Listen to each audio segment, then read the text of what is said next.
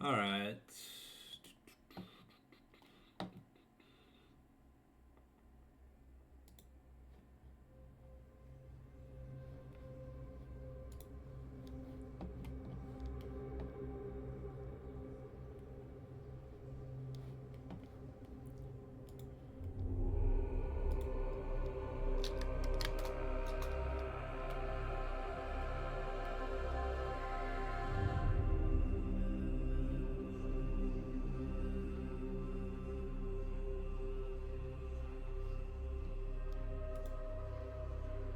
Alrighty. Waiting on the people to log in.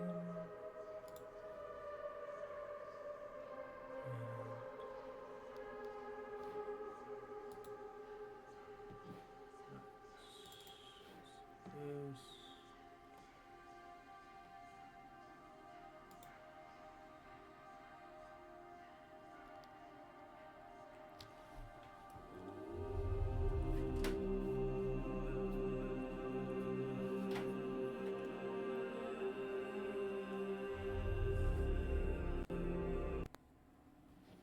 There we go.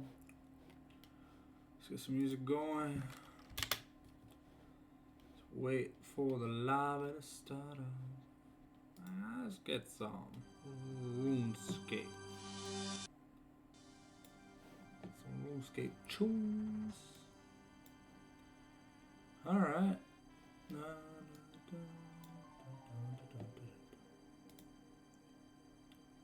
Alright, welcome.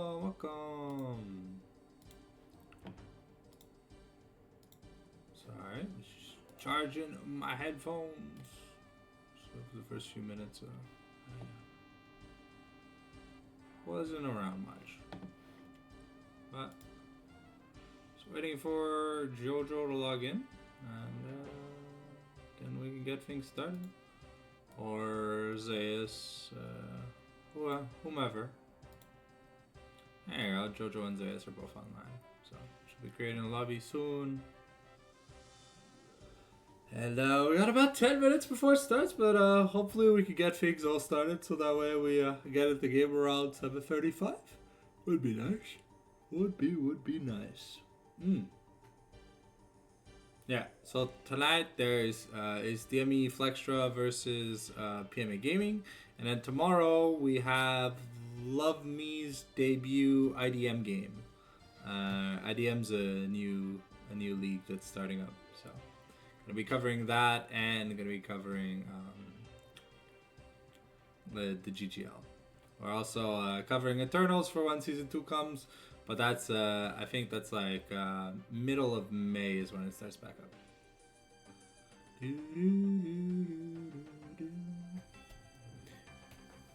Oh.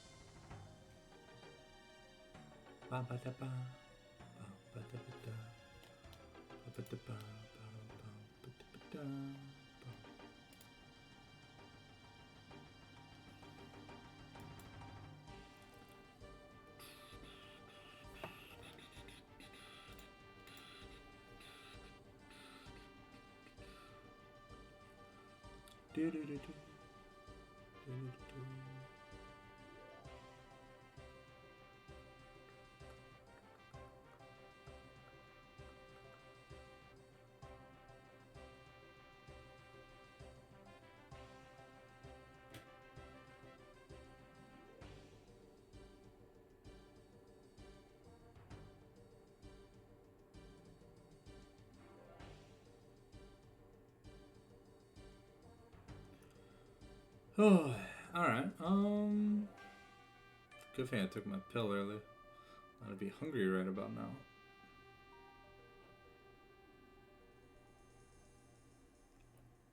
I don't think...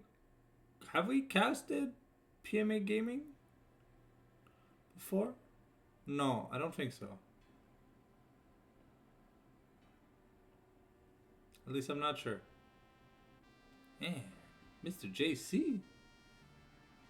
La légende.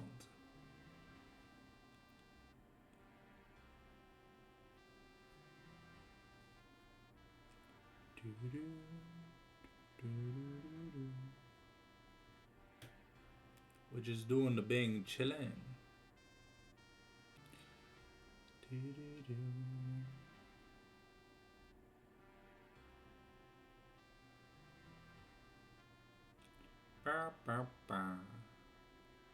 So we're trying to get the people in.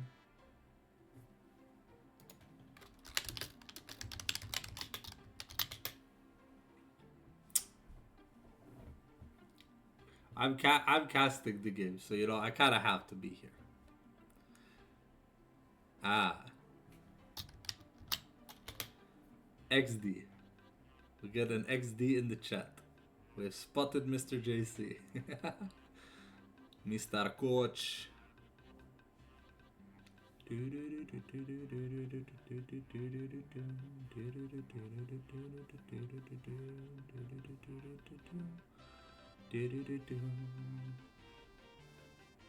I'm not gonna lie, this RuneScape music kinda slaps. Ah, Jojo always ready with them giraffe links.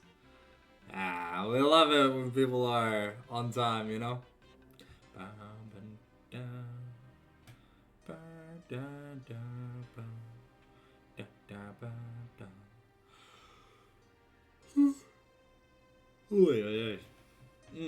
It's been a long day, it's been a long day, it's been a long day. So we stayed up to watch LCK, fell asleep at the start of LCK. I woke up, it was like 10 a.m.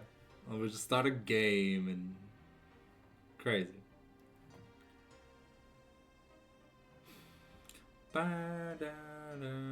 Hey, at least the chat works today. Hey, it's a miracle. You know, half the cast it doesn't, half the cast it does. You never know with Riot. We got a small indie company.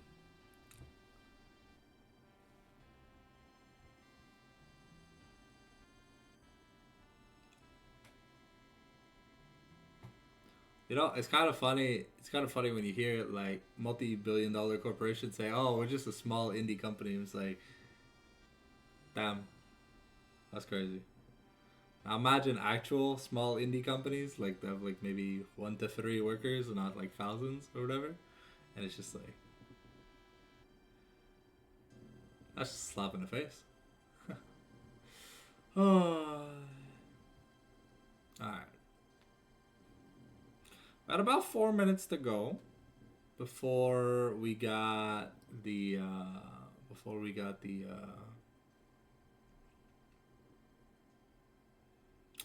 the supposed start.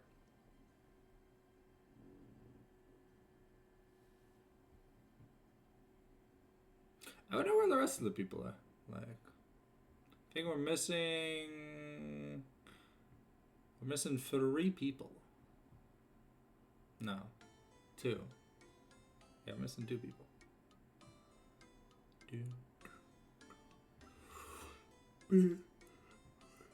Wait. No. We're missing 3 people, right? Which I don't know.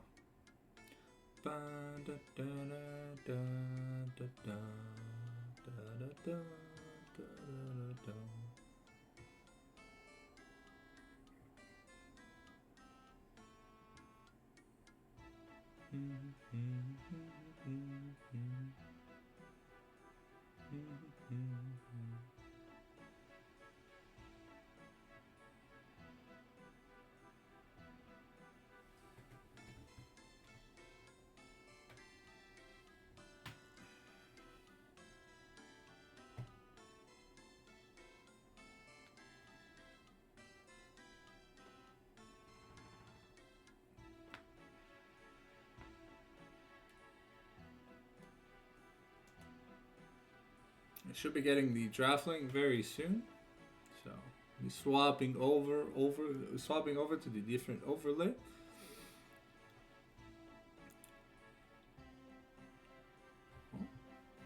It has the notifications from where?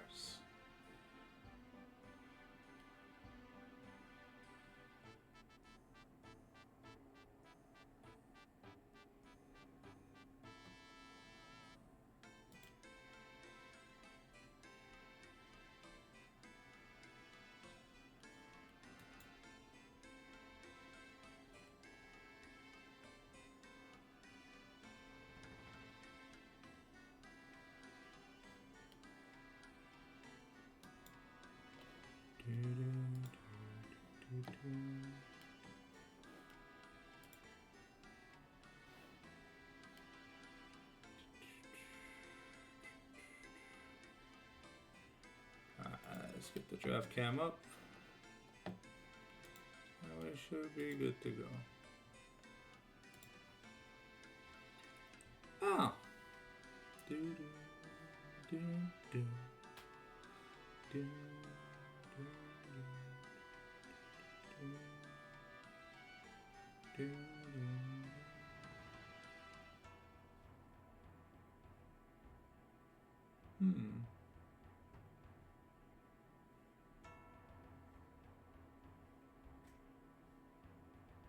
I haven't really tried streaming on YouTube.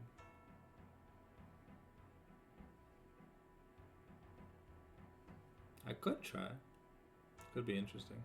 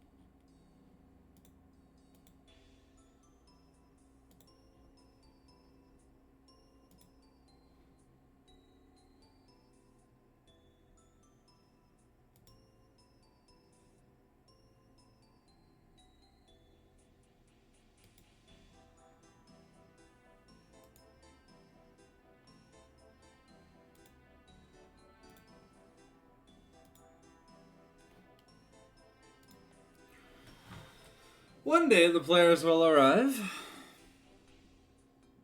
Hopefully. Welcome to the chat. Shouldn't be too long. We're just waiting on the team's ready checks, and yeah, well, when we get it, we'll be able to start us off. But I don't know who we're missing.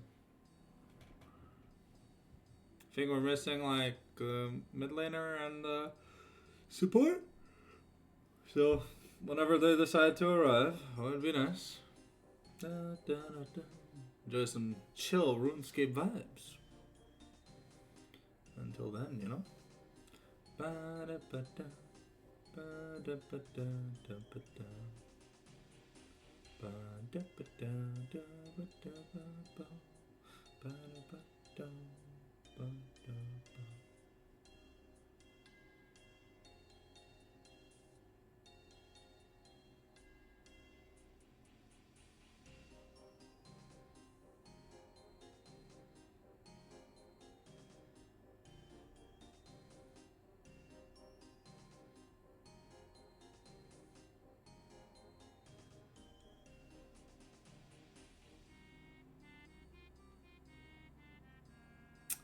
Not much to say right now. Just we've seen DME play. We know they tend to play around. I believe they tend to just play around JoJo and their mid laner. JoJo's their AD carry, so we'll definitely see some priority early on either getting JoJo a good lane matchup or getting JoJo an early power pick. Something we saw last time we saw Flextra play.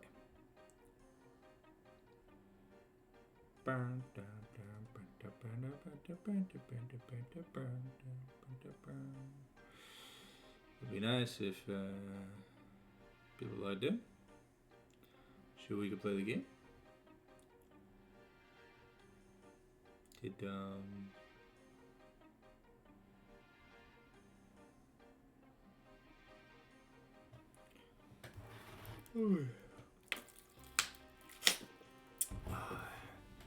oh, I got my water and oh. Do do do do do do do do do do do do do do do do.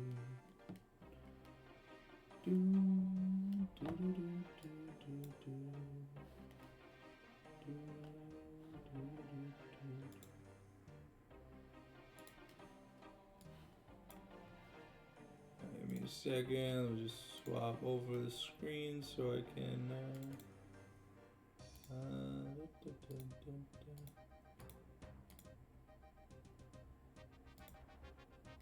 There we go. Alright, while we wait for what feels like an eternity, let me just utilize. Oops. God damn it, why are these headphones so stupid sometimes? There we go.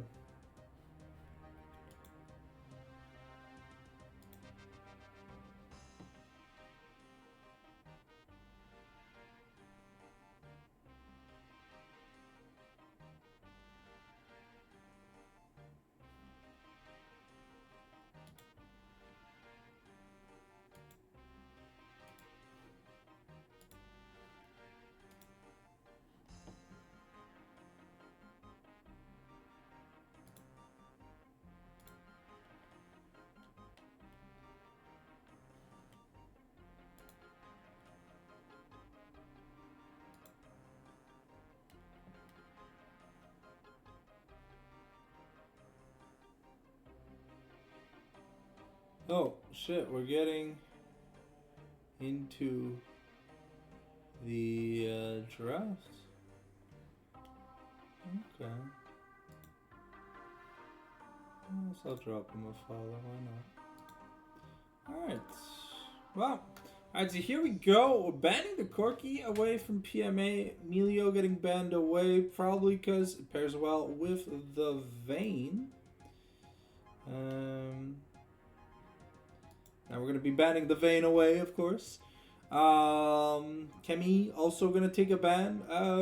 Pretty good at locking down key 80 carries, and you play around JoJo. Okay, I'm not too sure why we see a Seraphine ban. I don't think she's like really good in the meta, but then again, at this elo, I don't think we get meta-based bans. The closest thing to a meta-based ban we see is the Corki, but let's see here. What's the last thing the PMA is going to be taking away? Probably going to be another 80 carry, focusing JoJo's pool. Reminder, this is not Fearless. So it's just standard league. So regardless of what champions are played, you'll be able to pick whatever champion you want. So as always, do prioritize to pick here for JoJo here on blue side. So we can get him the Caitlyn. That means we probably want something to be able to help him bully in lane so we can get access to those turret plates. That's going to be a really big thing, because that's like the strong part about Caitlyn, is that she's like decently long range, good at pushing the wave in and pressuring turret plates. Varus, a good answer into Caitlyn, kind of just outduels Caitlyn for the most part, outside of like the very, very early start of the game. But especially if he goes lethality, can just straight up out damage Caitlyn, and if he goes on hit, has much better scaling than Caitlyn. But we'll have to see if this is like a collector style Caitlyn build, or if we see Yuntal's, i.e. Pen, and then whatever the hell you want, probably like RFC. There's Zach here locked in for PMA. That's interesting. I mean, all the pretty much kings of the jungle are still available and open to us. So we're kind of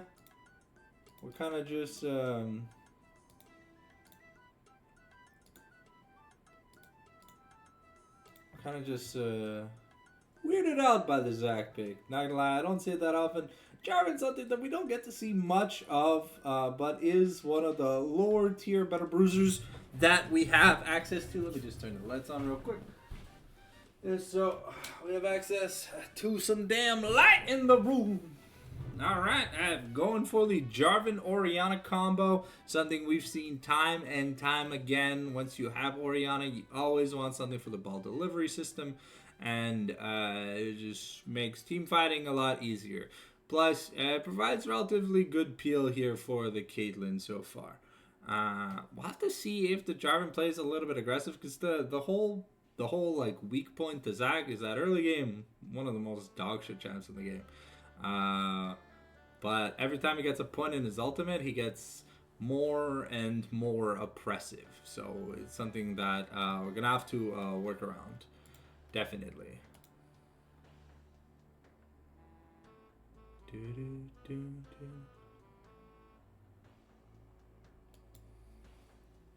Alright, here we go. Annie! Okay, well, the new patch has not exactly landed. I don't think so. I think if we get a new patch, it normally lands on like Thursdays.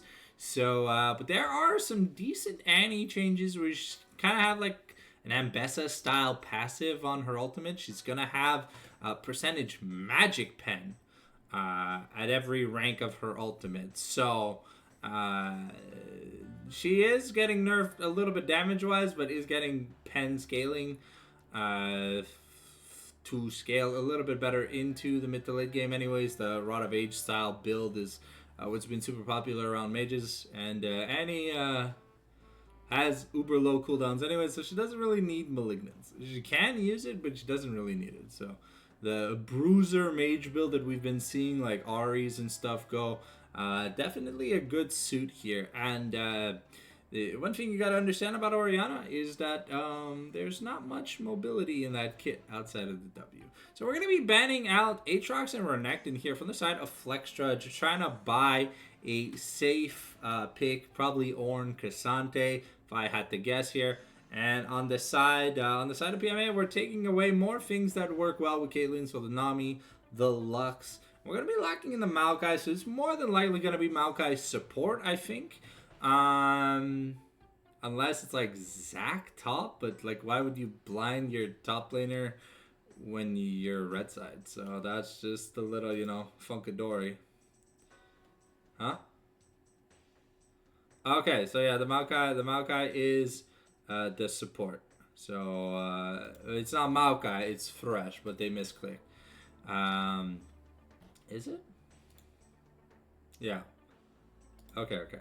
And Morgana gonna be locked in here with the Caitlyn. I mean, just good at peeling for the Caitlyn. The Black Shield, very important versus champions like Zac, Thresh, Annie, Varus. A lot of incidentally dangerous crowd controls that you could be getting hit by. You definitely don't want to get hit by them if you can avoid that. So we're going to go with the Ornn. Like I said, we ban Renekton, we ban Aatrox. It's a sign that you want to play a tank or a safe, a weak side top laner. Zeus, pretty good on his Ornn. So we'll have to see. How the matchup goes. So, reminder, the Maokai is a Thresh, and it looks like we're just going to play the Yone into the Ornn. Okay, unless that's Annie top, but I think that's Annie mid to counter Orianna, and then we put the Yone into the Ornn. So that's not gonna be very fun for us. But here we go. As always, the draft has finished, and you know what we do, ladies and gentlemen. When we do get a draft successfully completed, we are going to slap a nice little 60 segundo of the Adorino. So, shabam!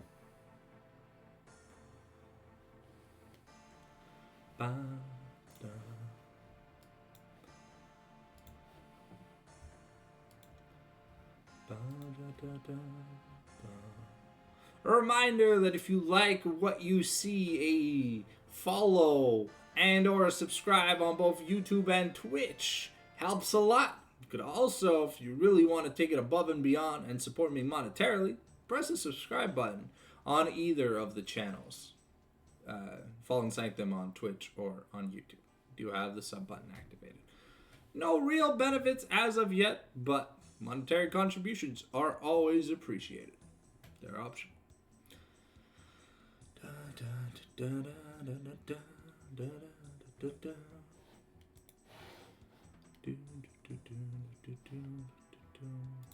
There we go. Finally, the people are starting to show up. Crazy.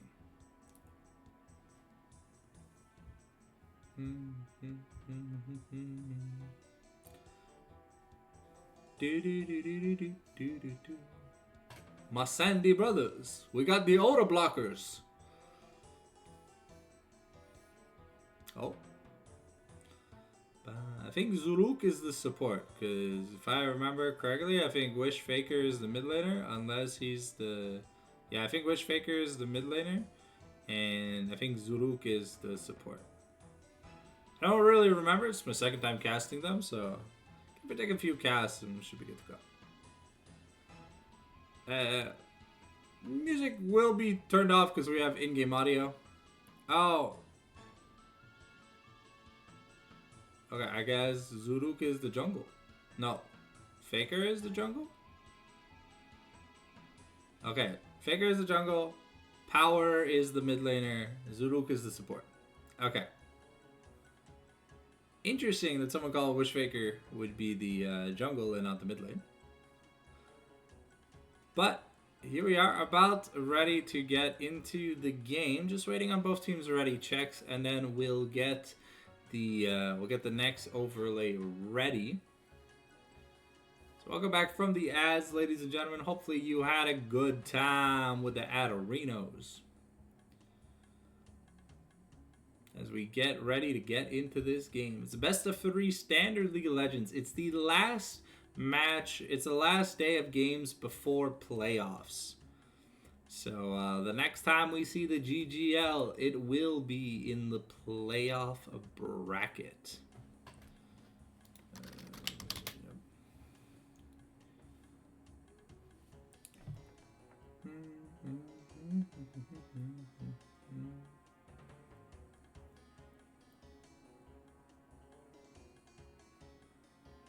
All right.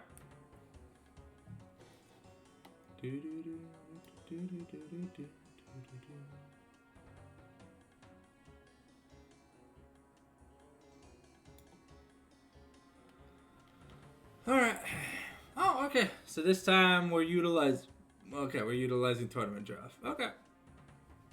And sometimes it changes from stuff to stuff. I know on Eternals they run blind pick because they just use the I'm pretty sure it's blind pick because they use the what's it called, the app, and then they just post the app's drafts for games 1, 2, and 3.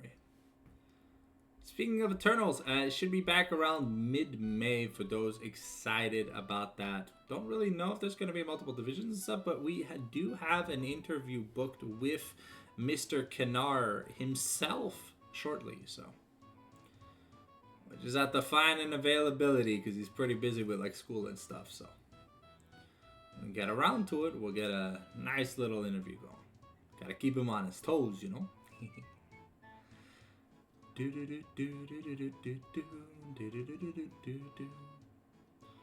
Alright, so Indeed was right. Okay, so it is Zach Jungle.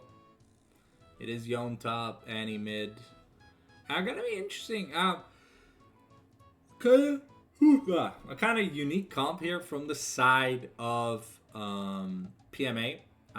They definitely do have good late game options. I mean, Yon, fantastic. Ferris, fantastic. But into Orange Jarvan, are we gonna see a lethality, or are we just gonna see on hit Ferris? Because I feel like on hit just makes more sense. Because if you go lethality, if your Q's on cooldown, you kind of don't do anything. I don't know. I love and I hate lethality Varus. I've played it a fuck ton, but it's just, I don't know. Sometimes it can be a little, you know, whack attack, you know.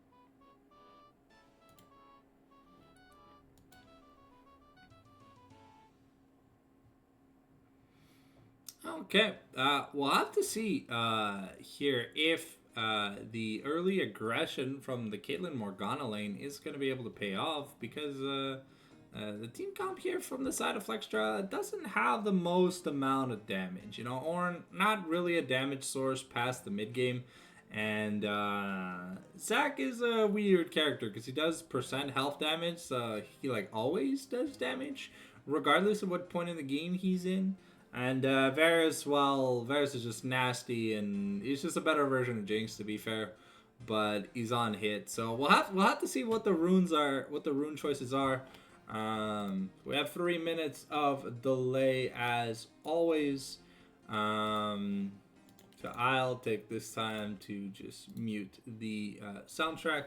I think, given that Zac is more of a like farm heavy early, kind of try to get to level 6 as soon as you can style jungler, I think we're gonna see a lot of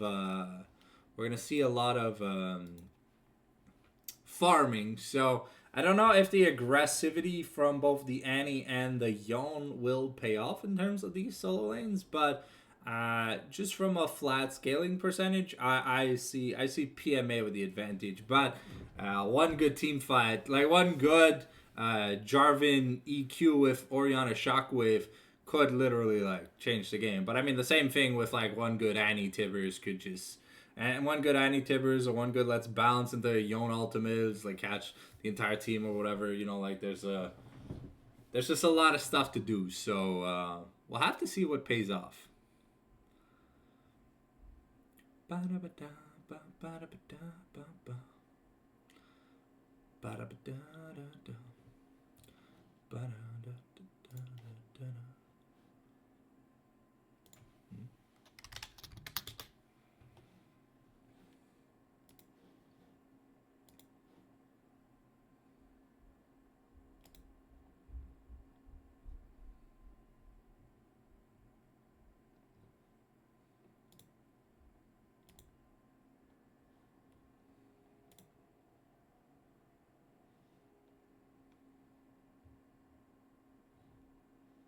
Alright, we got about 30 seconds before we get started on the scrim roulette, ladies and gentlemen. Sorry, skin roulette. Will we be able to get it down and dusted? I should, no, ouch, no, stop, hey, thank you, stop, thank you. Alright, good. Alright, let's switch on over to the in-game overlay. It shouldn't be too long. You see a black screen, but it's not that big of a thing. Don't worry about it too much. The screen will change soon for you guys. But, yeah. Alright, here we go, ladies and gentlemen. Should be booting up as long as there's no issues. No, it doesn't look like there's issues. Where's the game at? There we go. Baba booey. Alrighty. In Game 1's edition of the Skin Roulette, let's see what beautiful skins we got. Do we got some brokies? Or do we got some coolsies? We got that Choo-Choo Ornn, Darkstar J4, Arcane Commander Caitlyn, Darkbringer Morgana, Steel Dragon Fresh, High Noon Varus, Honey in Wonderland, Empyrean Zac, and High Noon Yone. It's High Noon, motherfucker.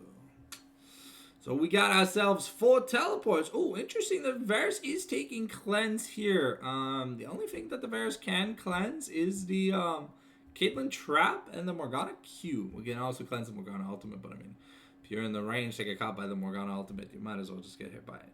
So we'll see about this, but it's 4 teleports. And it's a fight ignites in a bot lane, and yeah. That's cool. That's not a Zac skin we see too often.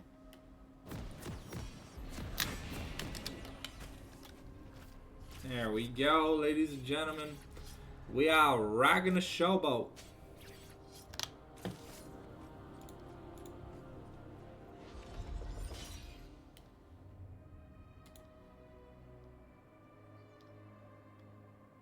Welcome to Summoner's Rift.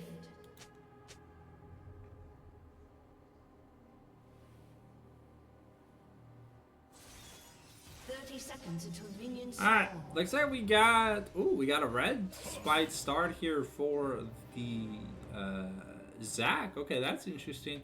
I don't really see red smite much. In fact, I don't play that much League of Legends. I watch a lot of League of Legends, but red smite seems to be the less favorable of the three, because you go green because it's more defensive. Blue has the utility of just movement speed, and movement speed is so important in this game. Captain Cook was looking for a hook there, but we decided not to pull the trigger. Okay, so I'll have to see. Zac is starting blue side. J4 is also starting blue side. We're gonna get no. We get an invasive ward on J4's Raptor so that Zac can keep a so we can keep the tracker going as to where we can expect this J4. Both junglers starting on their blue side, so we can expect Faker to maybe try and make a play bot level 4. And maybe same thing for Zac up top side, try and get this Yone snowballing. If Yone gets ahead, can be a bit annoying to deal with, but here we go. Okay, starting with the brittle on Ornn. Sorry, yeah, that is the brittle. The E is here in charge. All right. It looks like it is lethality Varus. I don't really like lethality into Ornn. Because when it comes down to be able to kill the tank, you don't really have the DPS for it. You hear Power and Barbecue, St. Huber's are doing a trade. A nice Fate Sealed. Sorry, Soul Unbound to get some good damage on the Zeus early. Keep in mind, Ornn passive does allow him to buy items. And every 4 spells, Annie's next spell stuns. So keep that in mind, but it's in order of spells casted. So sometimes it can kind of backfire. Like we go to the combo where you just drop all your spells at once. That spell with the Pyromaniac proc is gonna be the one that has the stun. So it is easy to be able to flash out. And here's so far a little bit of a CS lead for Caitlyn, but there's a big wave, so Pisky should be able to get something done here. Okay, well, there is looking for a play because Zac is around here. Man murder. Ooh, that's the okay, that's gonna be the flash committed by Zeus, getting the first blood, but unfortunately first blood isn't really much of a merit. Can he get out though? And no, the auto attack is gonna be able to take it. Power is out of mana. And the flash, but St. Huber's kind of forgetting that Oriana's got an Asher's Tooth as a passive. That's kind of crazy. And so we're going to trade the Scuttle Crabs up in the top side. J4 going to take his first recall. And that's Man Murder with a little bit of extra funny money. Okay, Captain Cook, I'm going to miss. Oh, looks like we're a nice flash by Captain Cook, but now JoJo. Ooh, Pisky. I don't think Pisky's in much danger, but that's a nice death sentence. However, Wish Faker is nearby. I don't think we're gonna get anything else done. Yone going Scout Slingshot early. That's interesting. We've got the Bramble here from Ornn, that anti-heal. Looks like Zac probably going to be rocking that Sunfire Cave start. JoJo really wants to take it back, but the wave's in a horrible spot for him. So, another Soul Unbound here. Ooh, Man Murder with a beautiful flash booty slap. And that's going to be enough to take down JoJo. JoJo not having a lot of money, so forced to buy a Scout Slingshot early. He is going Yuntao's just by that item purchase. But that is never the item you want to come back to lane with. Ooh, the Tiber's coming down. And Power here forced to walk away. Unfortunately, the Easter Bunny not going to have the damage to take out Orianna. And Zeus down about 15 CS, but has a kill, so kind of balanced out the money. And Power here taking another back, but has the turtle port to get back into the mid lane. Just bought some boots. And that's going to be Red Team taking the Infernal Dragon. Interesting that Jarvan's kind of just been AFK power farming, not looking for anything else.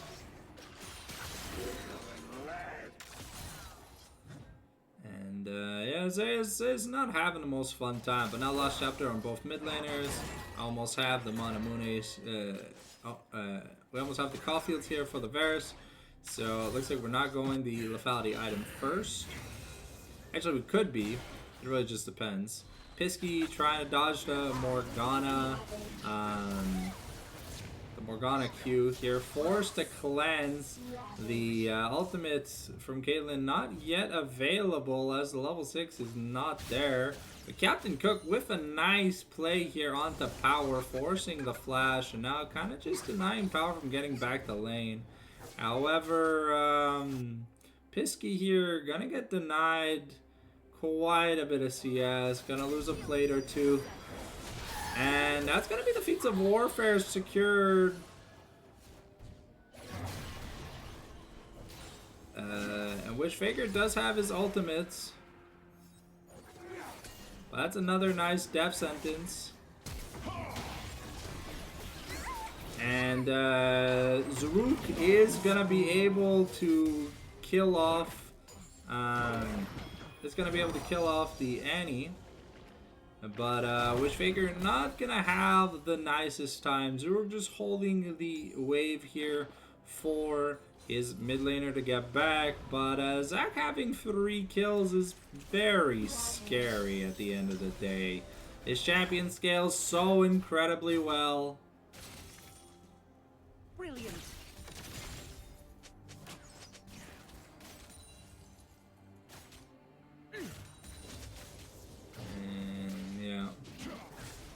Yeah, so that is the Merc Treads. We got the Dark Seal. Okay, interesting that we just didn't finish the Sunfire Cape.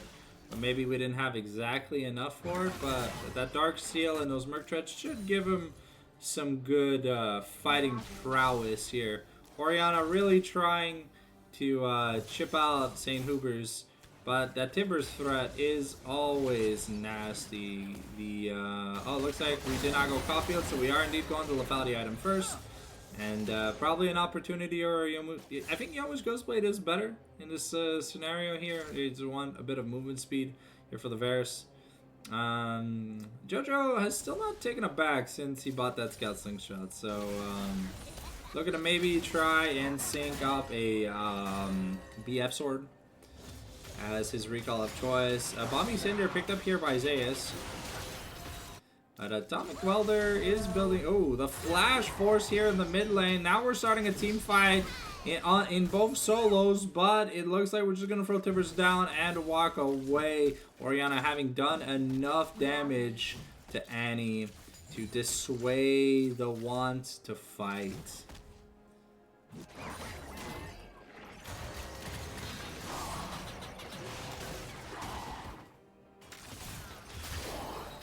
And that's another Soul Unbound. Yeah, still no recall here by the Caitlyn. Probably just looking to try and get that's Varus rotating to the mid lane with Annie.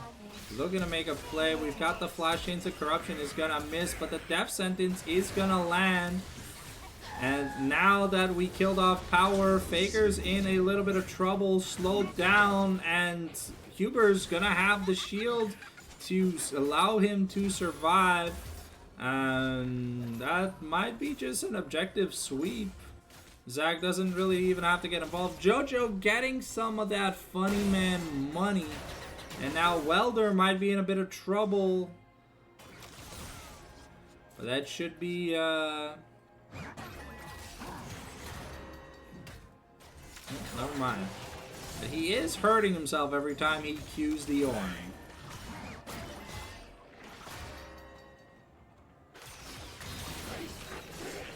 Ooh, that's gonna be a miscannon here for Welder, unfortunately. But we're lacking a bit in the item department. It looks like Blackfire Torch gonna be the first item here for the side of Oriana, and we're going. I think it's Malignance first on Annie. Oh, and that's just a lot of damage. We got the Call of the Forge God. We're using the Orn Ultimate to try and get away from... Yon's just trying to get away from Orn, but yeah, that's just going to be another 2 for 0 in the mid lane. We now have access to both objectives. Yes, Varus a little bit isolated in the bot lane, but we can kind of already agree that Varus is just going to be there to like clear some waves. And Zuruk does a nice little combo here on Captain Cook, but I mean, support Morgana doesn't really have much damage. Man Murder gonna be able to get away with 6 grubs for a Yone. That's gonna be a little bit crazy. DME might be in trouble for this game number 1. Powers hasn't been having the most phenomenal game.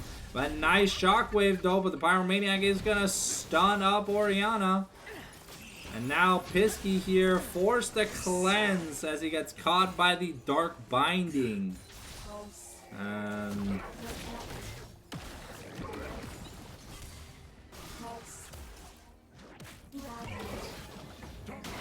Huber is here, gonna be in a bit of trouble. Gonna go down here. Witchfinger gets a nice shutdown, but now he might be in trouble, but Zac passive about to go through. And Pisky here able to take. We're not going to be able to kill the Zac. So that means Pisky's going to be able to survive. And because, well, I mean, it's Morgana's support, so she doesn't really have any damage. Jojo just going to be farming the bot lane, but... Man Murder should be able to do this dragon alone. Looking at the money, no me, it's about 1,000 gold deficit in the mid lane. We're even in the bot lane thanks to all those kills that we were able to get. And it's about 800 gold in the jungle. It's 4 plates though taken for Jojo solo bot. So that's...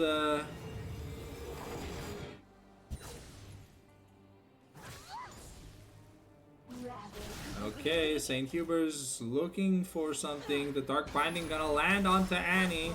We do have access to the Shockwave. It's gonna find Huber's. Tibbers is gonna get angry.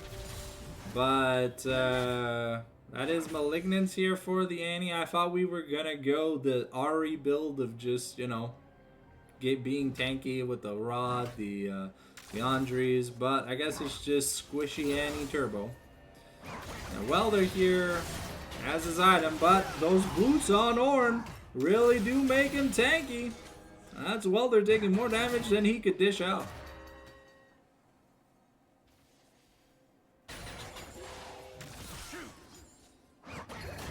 That's gonna be the Call of the Forge God turned on, and we're gonna miss it as we do use the Fate Seal to get away. So that's all for all traded. No flash though on Zeus.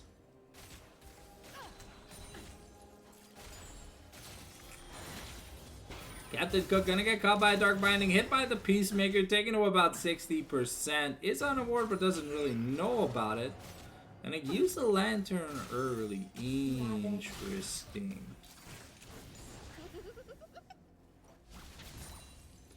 Alright.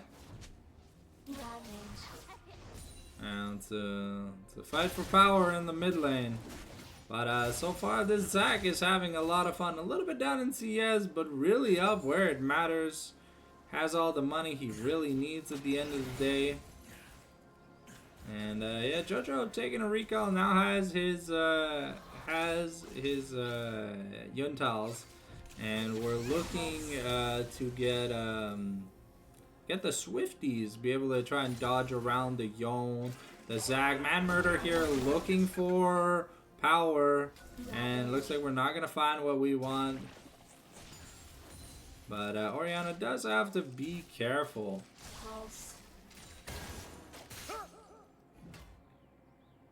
As the feats of strength have gone over to the side of PMA Gaming.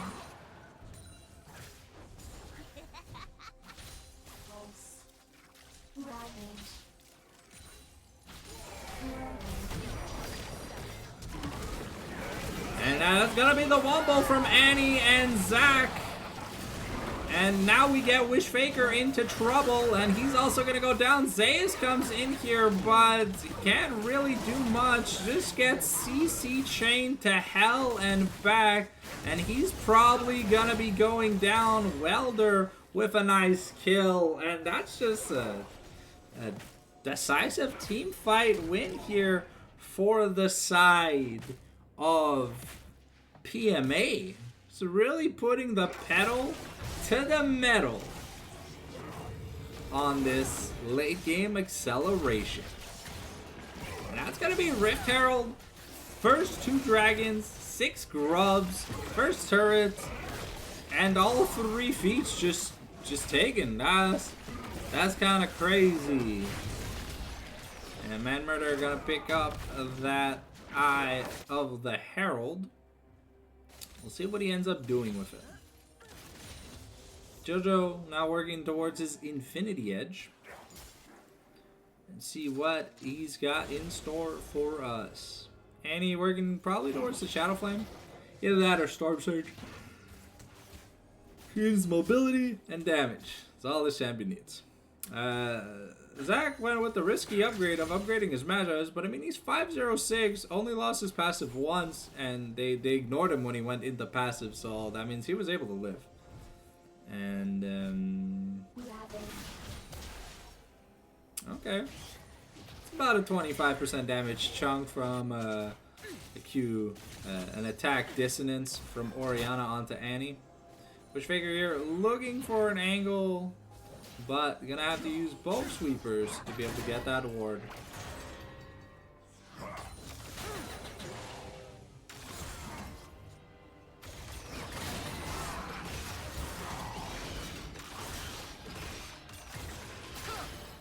Okay, yeah, that's while they're doing a lot of damage. Wish Faker here going to buffer the E, but a nice flash, and Jojo Flex, they're gonna get caught out. Kind of getting Zaruk caught by the stretching strikes, but a nice shockwave onto the flash was forced, but that's Pisky who's just going to be able to survive, and Welder is putting a lot of damage onto this Ornn. There's barely any HP left. No Rylai's yet for Annie.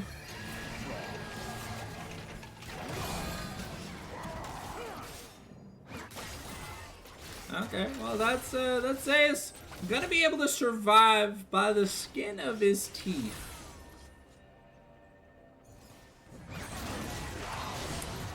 And Welder with a nice soul unbound, able to take the turret and the kill. That's gonna be Cloud Soul Point also here for the side of PMA. We're looking at a 4,000 gold lead. Storm Surge finish. 16 stacks on the Magi's. We've almost got an Immortal Shield Bow. Varus nearing 2 items. Thresh nearing 2 items.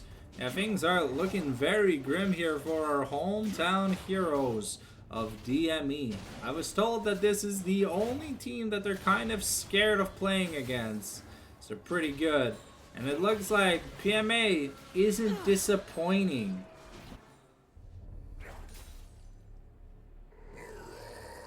Ruinous Otacon also, so that could definitely snowball the game negatively for be a downward spiral here for the side of DME if we're not careful. Okay, Welder and Zeus have now swapped to the bot lane.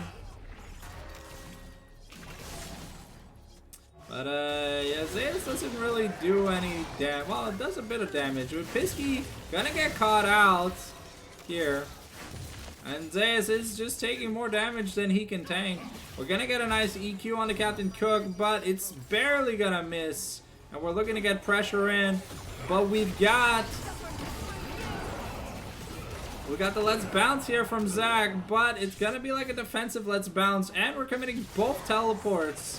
Or, sorry, we're not committing Power's teleport because it was already there. Annie looking for a Flash Tibbers, but does not have her Flash, so just throws the Tibbers down. Not gonna find anyone. So DME gonna be thankful that that skill shot missed.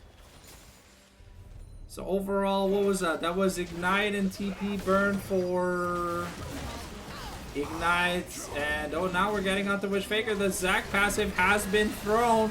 And is it gonna be enough? No, unfortunately, Man Murder is gonna be able to live. And Caitlyn here has to be a little bit careful. We are about to get the Chains of Corruptions off cooldown, and that is gonna be an important thing. Alright, that's the shield bow finished for Yone. That's the chain-laced thrashers or threaders finished for Zac, and now he's working towards the Spirit Visage. Yeah, we got Mandate into Zonia's for Morgana. Okay. I don't know, Morgana is such an awkward space as a support right now that like the item doesn't make any sense. But it looks that because we lost the team fight that we're gonna be giving up the opportunity. Captain Cook here taking a little bit of damage.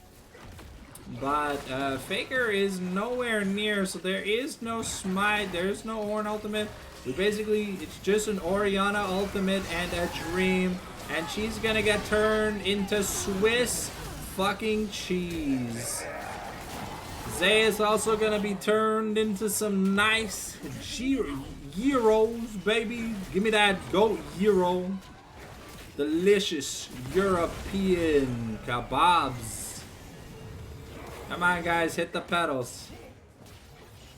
Okay, so we traded Otacon and 3 people. Yeah, so we traded a loss. We traded a team fight loss and Otacon for a bit of damage on the tier 2 in the bot lane. I don't think that was worth it. I wish Faker gonna be able to EQ into the corner and get away, but yeah, DME have to start getting a little desperate because just straight up team fights aren't even working.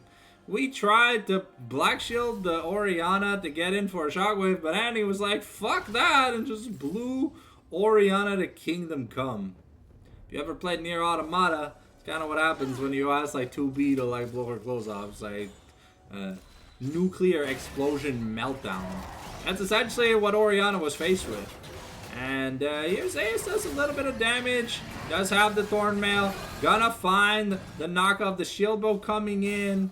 And we get just a straight Caitlyn ultimate. But Welder has enough cooldowns to be able to just walk away. Ult for ult again. However, the Ornn ultimate is significantly more important than the Yone ultimate. Okay, we got an EQ trying to find Captain Cook, but we're not going to be able to find him. But we do have priority here on this Cloud Soul point, and we do find Man Murder. We got the Shockwave, the Let's Bounce, and Zac can just flash away. So that was basically the entirety of our team fight prowess just gone. Captain Cook gonna land a stray hook, and we're not gonna be able to get onto this man. It just has a Sunfire Gate, but apparently that's enough to just get things going. We got the Ornn coming in, but with no ultimate, that's a little bit awkward. Just trying to make sure Annie doesn't get near.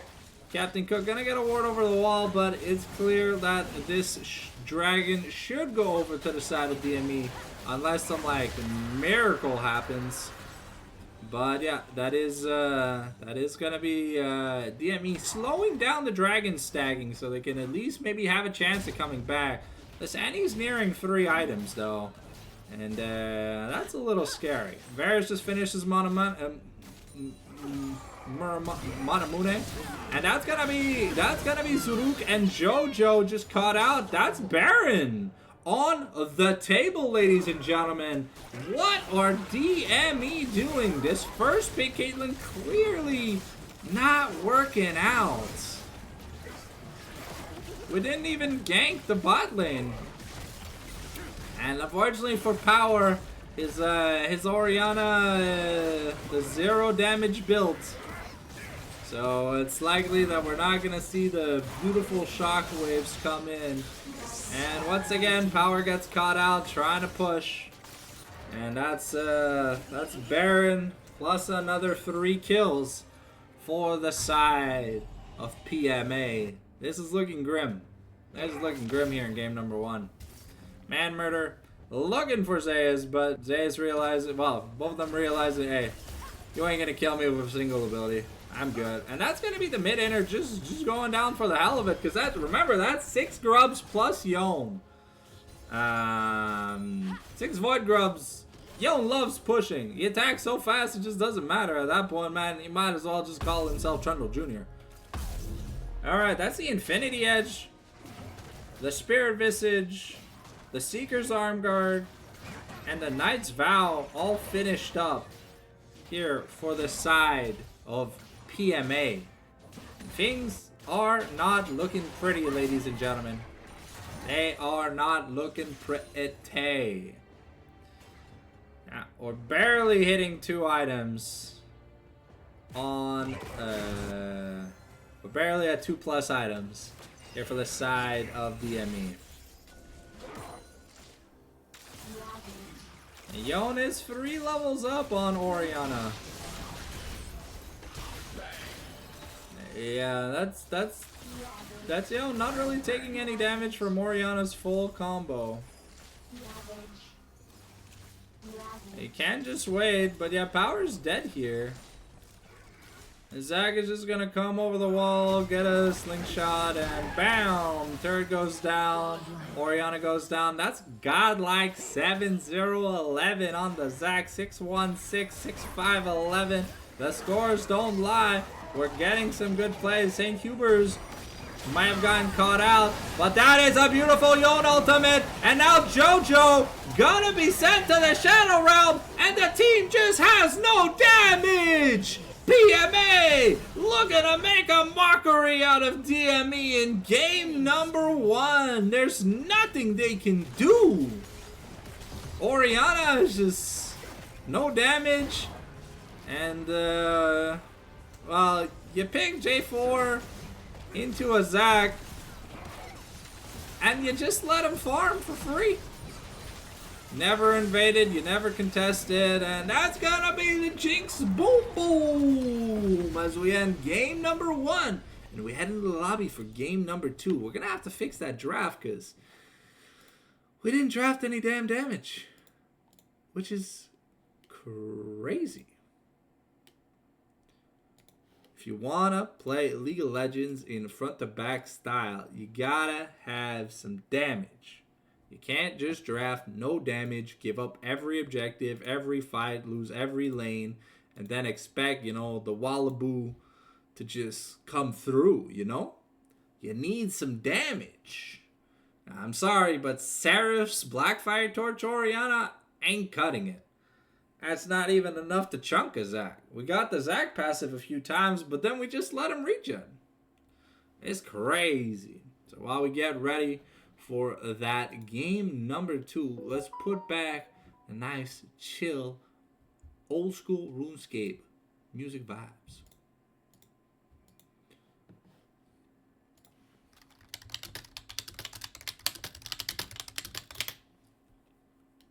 There you go.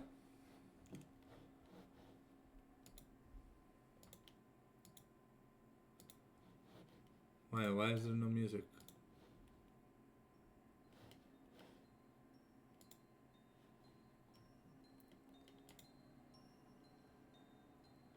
There we go. Alright, looks like we are taking blue side here for the side of DME.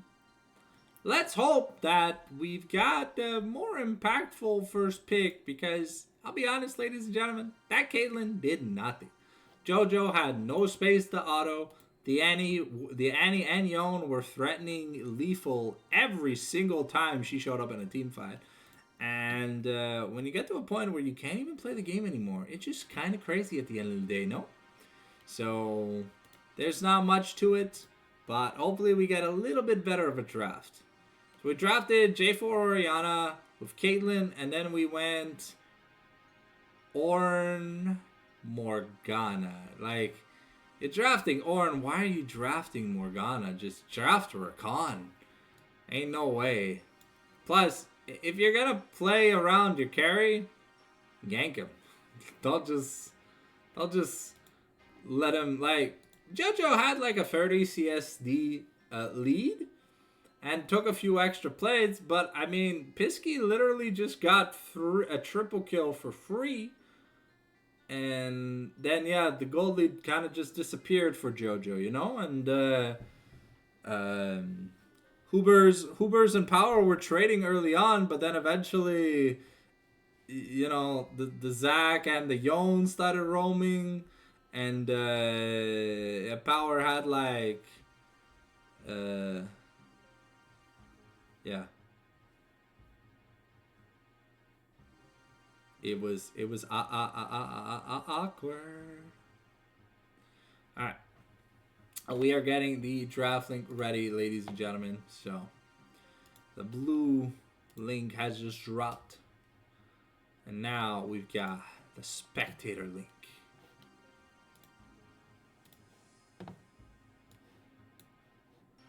There we go. That nice overlay, all juicy and ready to rumble. Oh, let's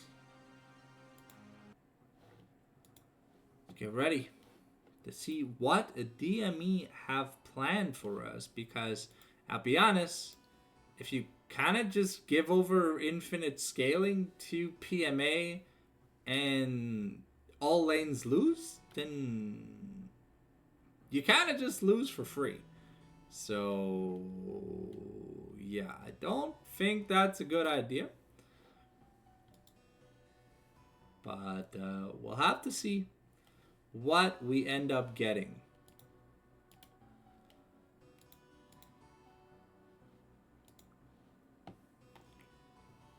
Alright. No red checks coming out yet.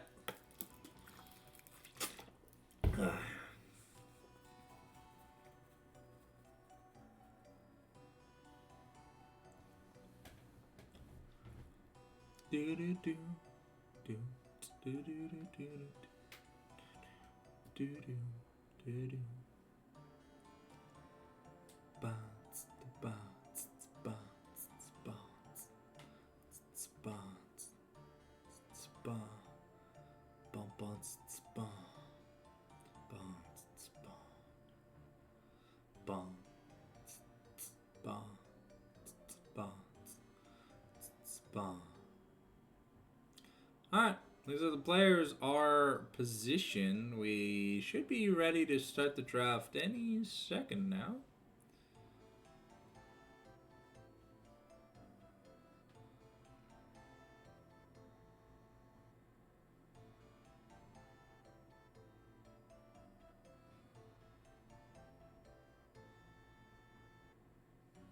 Okay.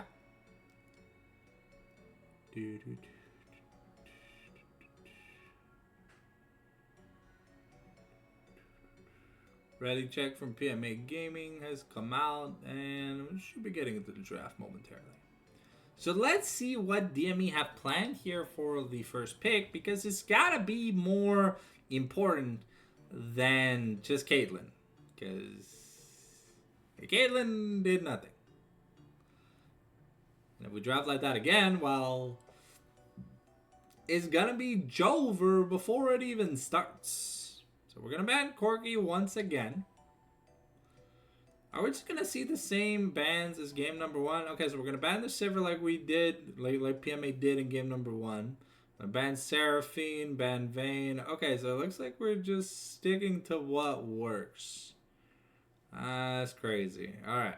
Well, if it's gonna be the exact same bans, maybe this third ban is a little different. No, we're still considering the Chemi ban. Because this blind Oriana did not work.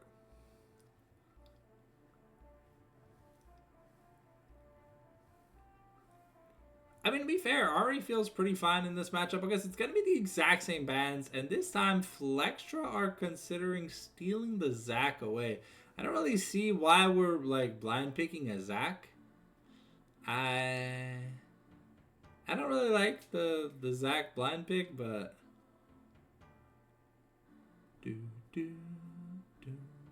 Maybe we want to keep the 80 carry pick for a little bit later in the draft so that not the entire team can be chiseled into shitting on the Caitlyn. So that could be smart. Okay, so this is Wish Faker taking the Zac for himself. Hopefully, going to be able to take his team to a game number 3. Would be nice, ladies and gentlemen, if we get that silver scripes. Dun, dun, dun, dun, dun, dun, dun.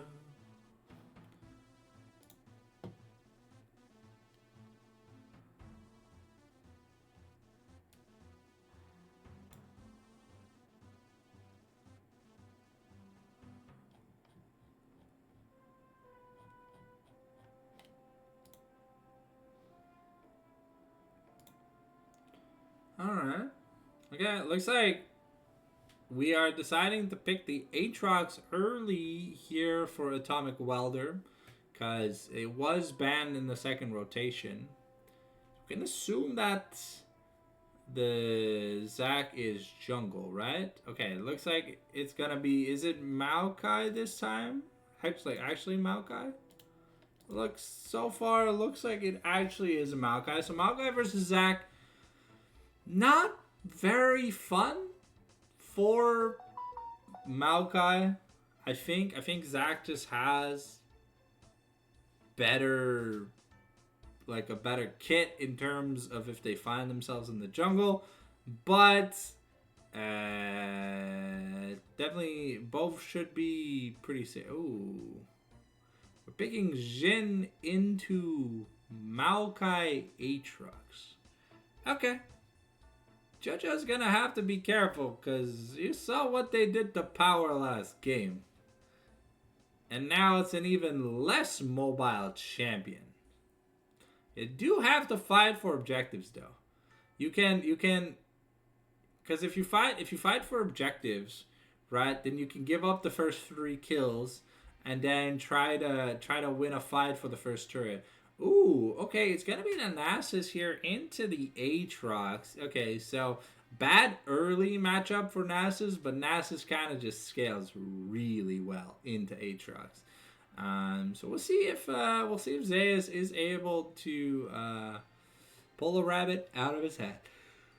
We often see Kaisa when looking into Jhin. So maybe that is gonna be something selected. No, we're just gonna go with the Varus from Pisky. It didn't do bad. It wasn't amazing by any means, but it didn't do bad. Okay, we're gonna be banning the Nami away. Are we just gonna be banning Nami Lux, Emilio every game against Zuruk? Is that all he plays? Because the Morgana did not look clean at all. Like it looked bad. I'm sorry. It was cockapoo-poo, shishilulu doo-doo. Don't want that. Honestly, anything would have been better than that Morgana. Because Annie was so fat that the Black Shield didn't do anything. Okay, so, ooh, we're banning Garen? Question mark? Is this not Nasus top? Oh, Power plays Garen? Okay, interesting.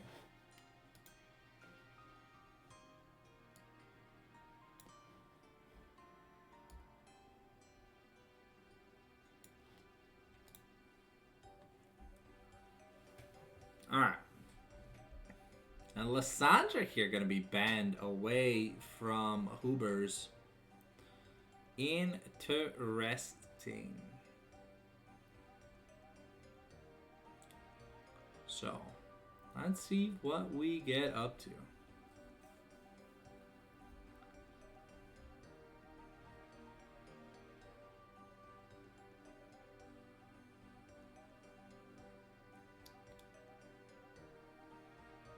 Okay. Ooh, the Talia. I like the Talia versus Zac. I feel like Talia versus Zac, pretty good. And Talia's kind of annoying to play against if you have no mobility. Even if you have mobility, it kind of sucks because Talia's E is like really good at like denying mobile champions. But we'll see. We'll power pull out sub shenanigans. Ooh, the Vel'Koz. Okay, that's interesting. A very immobile champion, but very good at dealing with Talia because he just straight up outranges her. So it can be at a safe distance from the throwing rocks. I think except the enhanced Q on the ground or whatever. Like if you throw the big stone, that's the only thing that can hit the Vel'Koz from like standard Talia range. Okay, so we've got an interesting mix that could also be Vel'Koz support, but I think Vel'Koz support is pretty troll. We need a support. Okay, I don't know who's going support. It could be Swain, could be Vel'Koz. But I think naturally you would take the Vel'Koz matchup into Talia, and you would just sacrifice the Swain utility, unless you want Bear the front to have just a better quality mage for team fights, because support Swain ain't gonna do jack shit to an Aatrox. But mid lane Swain could potentially be a nightmare for this Aatrox. The perma slow and stuff. We'll have to see here. Oh no, man. Can we stop picking Morgana support?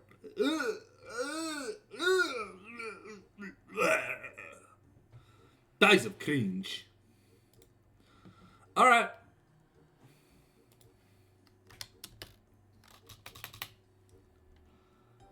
Oh. Well, is this the potential throw from the side of PMA to give us a game 3? We'll have to see.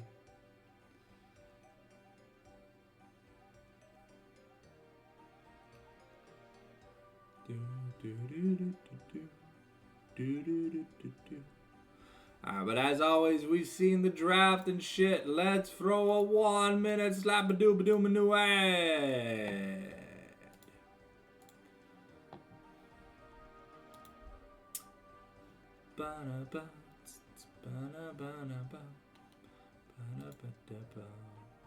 Waiting on the...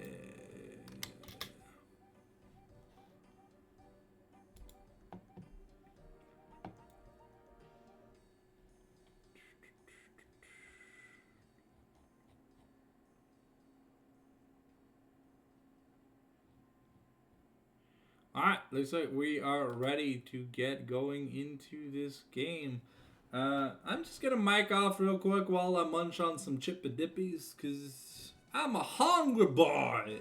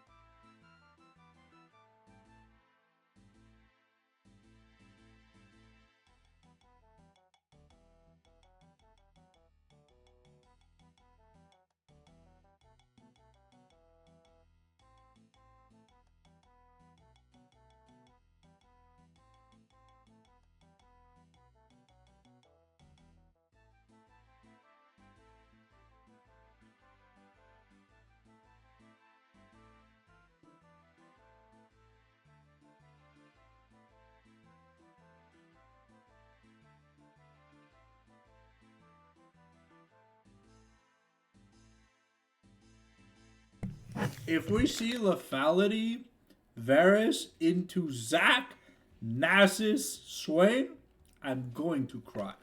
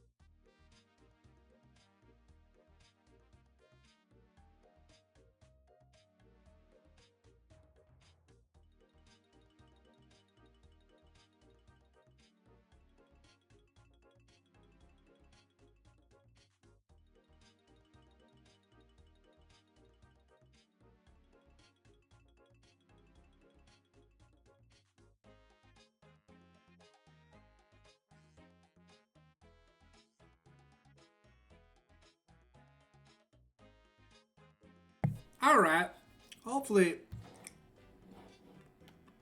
that wasn't too long. Welcome back from the ads, ladies and gentlemen, as we get into the game here, in game number 2. Now, there's great scaling on both sides, but I mean, if this Aatrox gets fed, it could be a big problem. But if we don't have the damage to kill this Nasus and the Zac combo, it could also be a big problem. So we'll have to see what we end up getting done here, ladies and gentlemen. Will DME just give up everything, lose all lanes, and proceed to lose the game for free, like they did last game? Or will they try and put up a fight?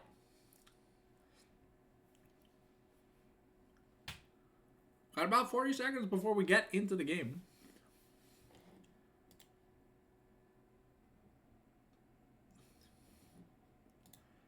And let's see what we end up doing.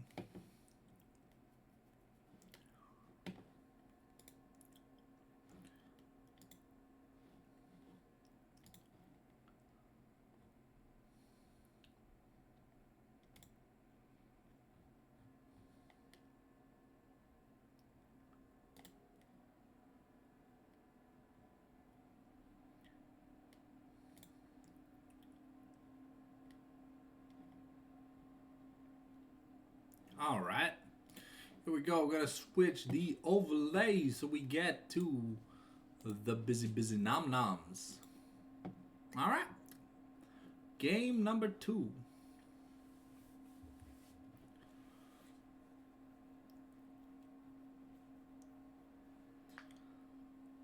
All right, we got ourselves Armored Titan Nasus, SKTT1 Zac, Mythmaker, Jin Dragon Master, Swain, Empyrean, Varys, Freljord, Talia, Meow Kai, and Primordian Aatrox. Almost missed it, but we got it because we don't motherfucking go! Alright, let's see. We got ourselves 4 teleports. Well, once again, Pisky is taking cleanse. This time makes more sense. You got the slow from the Nasus because he is going on hit. You got the root from the Swain and the root from the Jin. So, not the best targets, but still some targets. Alright, red jungle item start here for Maokai. Interesting. Captain Cook looking for maybe a cheesy pick, but I mean it's Morgana and Maokai, so you can't really expect the end all be all GG for reals, y'all.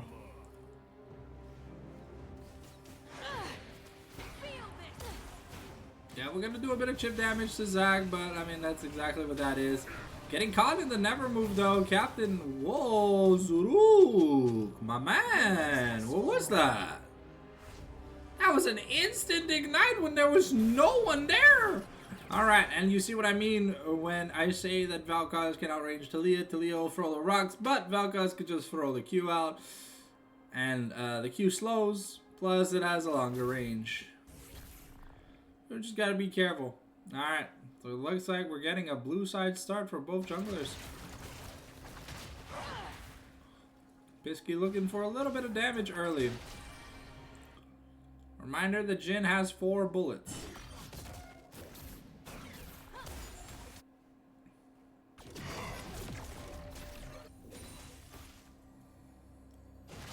That's gonna be a pot already consumed here by the Talia. And the Morgana. The cookies now have appeared. We got 3 different diabetes enthusiasts. That's going to be a really nice never move into 4th shot by Zaruk. Now we're looking for a play. Gonna have to use the 4th shot on the minion though. But that's Captain Cook. Pretty low HP. No sustain left. The never move into the deadly flourish with the bouncing grenade is gonna be enough, and Captain Cook is just gonna get Captain Cooked as Welder is gonna miss all the sweet spots. The never move not gonna land here, but we are getting a bit of damage. Saint Hubbers doing his best to dodge as much Valkos shenanigans. The Wither gonna come down onto Aatrox just to tell him that, hey, let me farm, bro. I just wanna farm, bro. Alright, Zaruk looking for a never move, but gonna cast it while walking away, so the range is gonna be heavily diminished, meaning we're not gonna be able to land it. Alright. Power here a little down in XP, but that's just because he hasn't like bothered to clear the minions yet. Captain Cook does have to be careful. We're out of sustain here on the side of Pisky. And Jhin is just looking for a quality back. Another nice deadly flourish, but the black shield is gonna block that deadly flourish. We do get a really nice Vision of the Empire though. And yeah, that super is taking a lot of damage.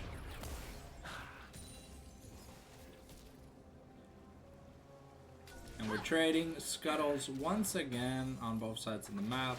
This time, Wish Faker potentially looking for something. Just gonna take a recall. The turtle port is gonna be channeled here into the mid lane. And now Powers this time to is about a wave up. Now he's gonna look for his recall. And Ash is a little bit down in CS early, but it's really Pisky you gotta pay attention to, because that's the flash force onto Captain Cook, and Welder is gonna miss that sweet spot Darken Blade. Zizay is gonna be able to walk away for free. Does have access to some cookies, but has to be a little bit careful. Is down 10 CS. The Spirit Fire is an effective tool at dealing with Aatrox, but his mana bar doesn't like him too much. It's fun that resourceless champions have insanely low cooldowns, have no cost to any of their abilities. It's just, you know, you can just spam to your heart's content. But if Aatrox is a Darken and Varus is a Darken, why does Varus have a mana bar? Ooh, the flash here onto Zuru, and that's gonna be Pisky picking up a kill.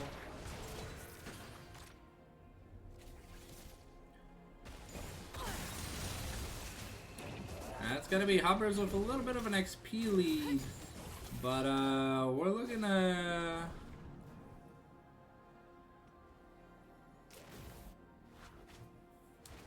Oh, Faker here. Just chilling in the bush, not realizing that... Oh, now moving towards Maokai. Looking to find Man Murder, but the Twisted Advance gonna dodge the stretching strikes. And yeah, this dragon's just gonna start doing a lot of damage to Zac. He can sustain off of it by using his abilities, however, so we'll see if anything actually does happen.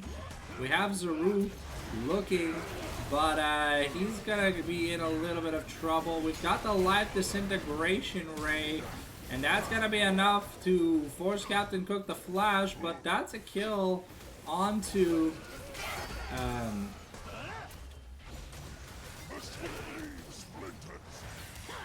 that's a kill, and now that the dragon has reset, that's gonna be Wishfaker just dying as well. So it was good that Jin was able to get an early kill in lane, but we're kind of just repeating what happened last game. Mid lane rotates, dies. Support rotates, dies. Jungle looks to find an objective, dies. So this is like the script for game number, this is just a script for game number 1. Except, so far, the only thing that's different is Ornn hasn't died to a gank. Well, Ornn, that is now Nasus, hasn't died to a gank. Alright.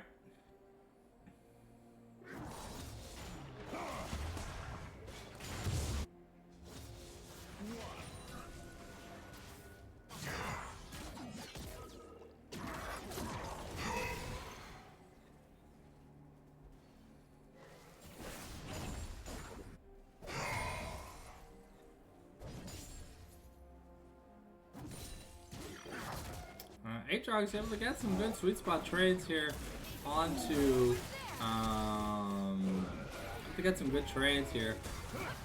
Oh, the flash here, and now we got the Life Disintegration Ray once again. Welder trying to get out, but will he have enough? Does Zeus have enough juice to be able to kill this Aatrox? Because one more sweet spot combo might just be enough. Wishfaker is making his way to the top lane. But, and that's just gonna be a bonk on the head. This time, DME are fighting back, not willing to give everything up for free. Nasus has no mana. Let's check in, and the money, no means. So, give or take about 200 gold in the jungle, and about almost 400 in the AD. DME got a slight, but very slight gold lead. And Pisky just forgot that he's on hit Varus, so he doesn't get to do any damage.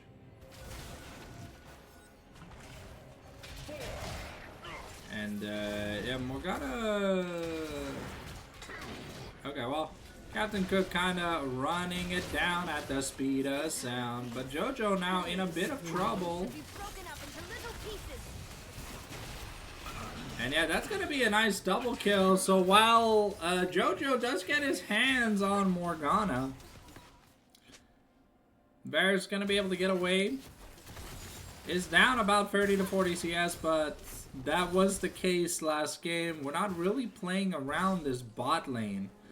And the Swain looks a little bit rough for Mr. Zaruki. And now those are some Darkened Blade sweet spots that are coming in for Welder, and we're doing a lot of damage. Nasus still going with that Triforce, so has no defensive components at all.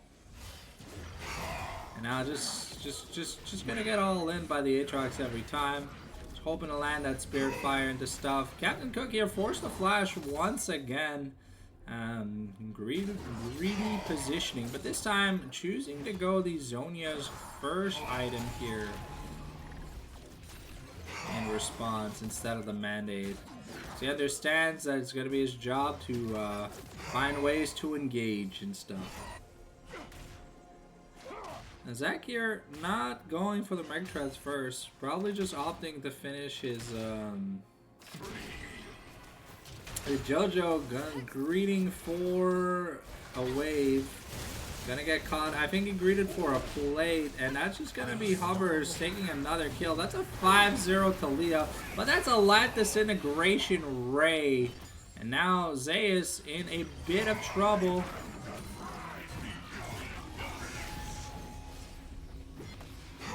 And Zeus just had enough bonking in his system to tell the Aatrox, hey, you might be strong, but I am stronger, my brother. Maokai looking for a twisted advance here. Gets the flash, bramble smash, and power gonna be in a bit of danger. The rock throws are dangerous. Zaruk is also gonna be in a little bit of danger. We got the bramble smash. Is not gonna find the never move. It's gonna land here on Hoobers. And do we have enough damage? Wishfaker is looking to get that damage. That's gonna be deadly flourish snipe here. And Wishfaker has got the let's bounce. Can man murder flash over the wall? But he's gonna be bundle tatet, and he's just gonna go down for free. Jojo here with a little bit of a redemption play, but yeah, so far it's the Jojo and Zeus show. The rest of the team seems to be falling at the seams. That's a 7-1 Talia. Who got the shutdown though on Talia? It was Jin. Okay, so that was an 809 gold shutdown. So pretty good for the Jin. He has 2,000 gold as an inventory. Nasus now has the Triforce, so that's have the ability to just start bitch smacking the hell out of Welder. But he's still in the stack of no me phase. He wants to get as much juicy fruit as he can, you know? Because who doesn't love some motherfucking good juicy fruit? Now Welder here looking to clear out some waves, but Zaruk is making a rotation up top. Power has to be a little bit careful.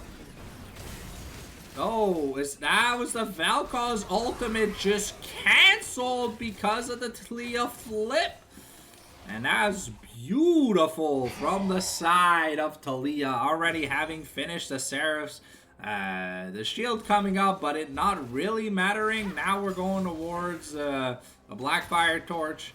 I kind of hate this style of build, but it does make her decently tanky.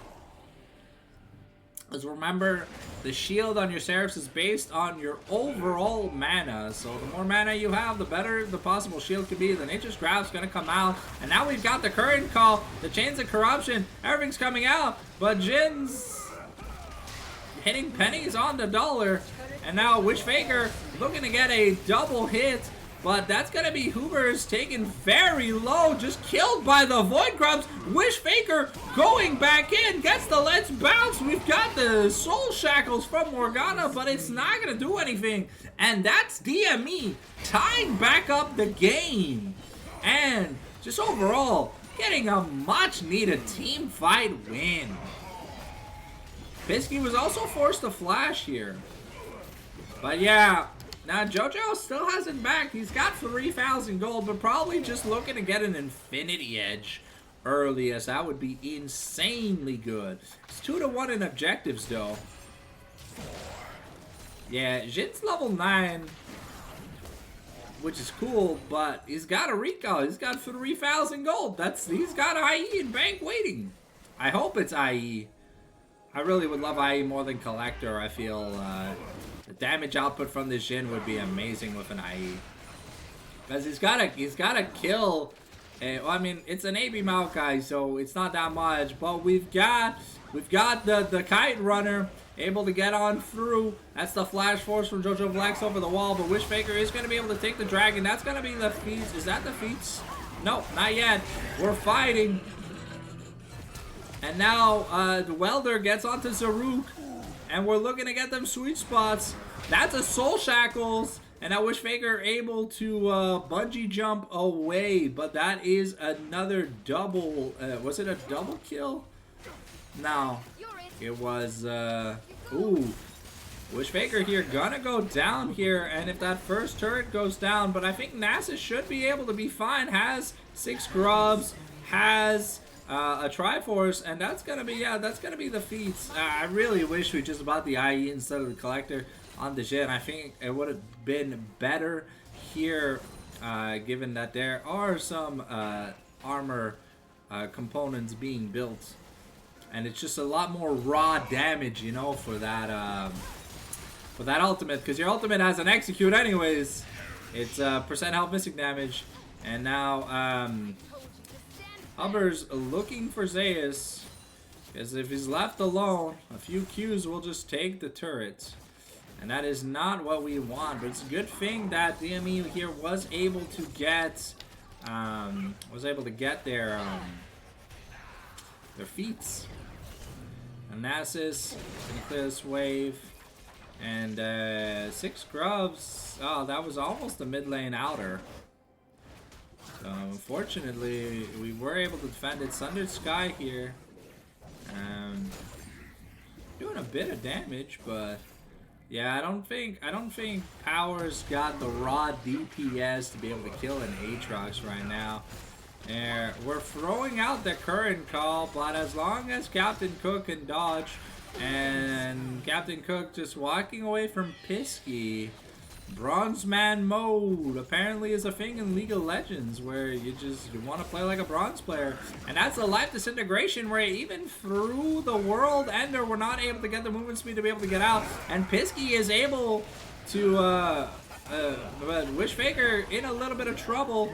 I thought Pisky got caught there, but that was a nice flash twisted advance by the Maokai, making sure that Zac was in turret range basically the entire time. And as long as Taliyah sticks to walls, she can hop in between lanes pretty fast. So that's going to be the outer ring of turrets taken for DME. We're looking at a 3,000 gold lead.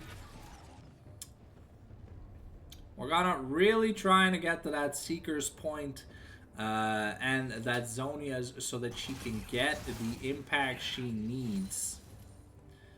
Aatrox, the blind Aatrox, not really doing much. Now Naz has got he recalled, he fully bought a Thornmail, now going to bot lane to push in that tier 2. And yeah,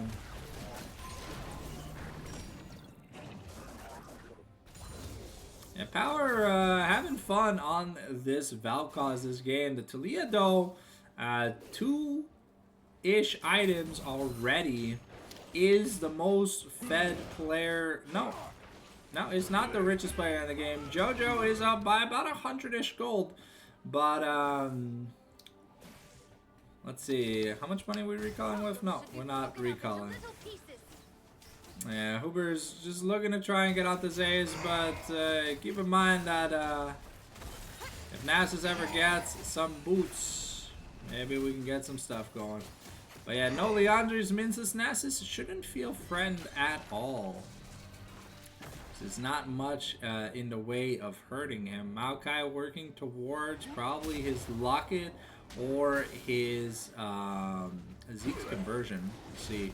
Either or are a good choice in the matter. You don't really want to build much MR against the Valkos because it is just true damage at the end of the day. That's what really does hurt. Wow, Zaruk just gonna take all that CS. Poor JoJo. But that is the IE finish. We now have the Blade though finished on Pisky. He is 4-0-3 even though he's lost his flash a few times.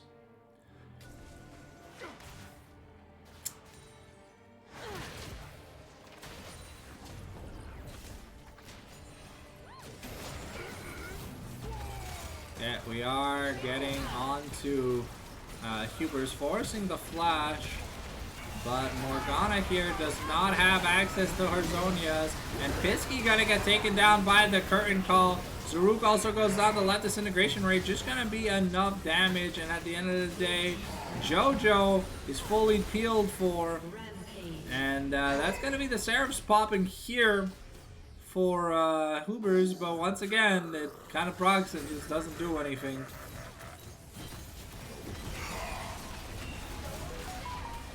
Now Zayas looking to get on Hubers, but that's going to be JoJo with a flash bullet to the skull. However, the turret is going to say, nah, bro, I'm heated up. I'll kill you. And that wasn't execute, though, by JoJo. So it doesn't give up his shutdown. However, pretty awkward turret dive here at the end of the day here for the side of DME. Still up about 5,000 gold, but it's not won yet. This Taliyah is huge. We still have to be careful. Maokai doing a lot of damage to Power here though, so we have to be a bit careful. Feels like Power doesn't really have much damage right now.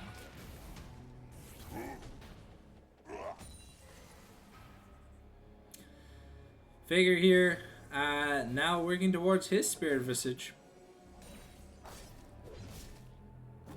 And I think we might be going Shadow Flame here on the side of Talia. Need a bit of damage. Man Murder gonna be able to secure that Gromp, but now we're starting up this Hex Tech Dragon.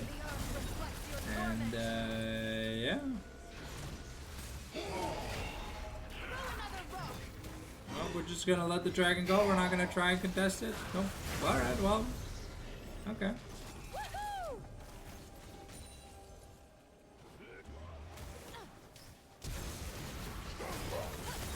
That's gonna be Power getting caught once again, lazily recalling on Vision. Fortunately, it had not been sent out. The Rift Herald has been summoned here in the mid lane, but Zeus does a lot of damage. This Maokai probably doesn't want that smoke. Has to be careful. We got the Chain of Corruption. But yeah, the Otacon Shred is disgustingly strong. However, Jojo is pretty powerful. Has himself a lot of damage. Grabs another double kill. And Jojo showing what he can do when the team finally plays around him.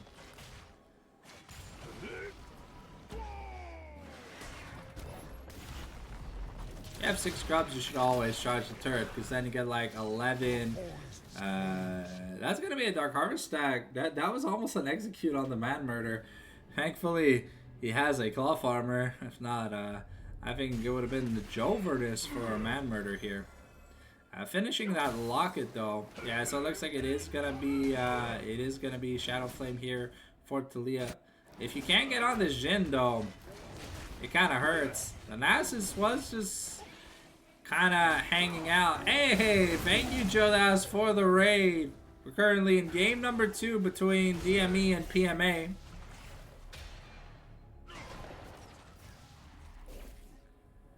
And things are close. A little bit of a gold lead here for DME, but the team fights have been a little bit shaky.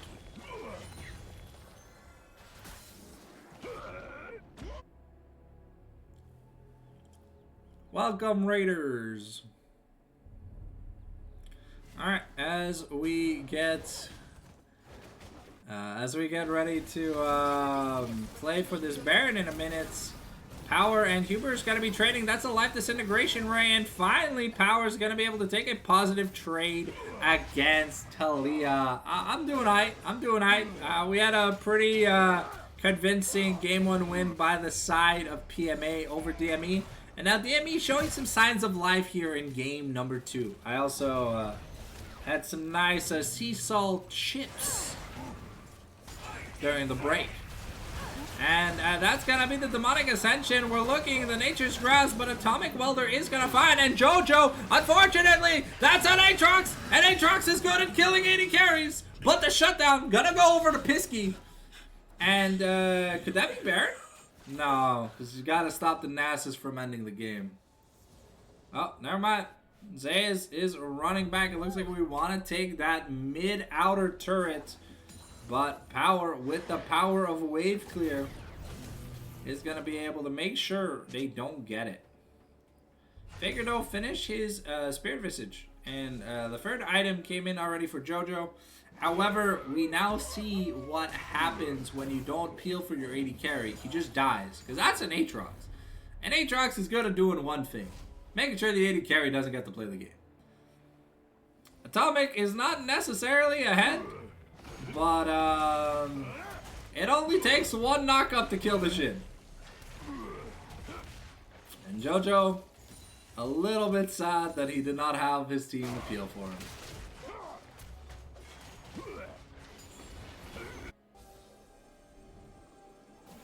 Alright.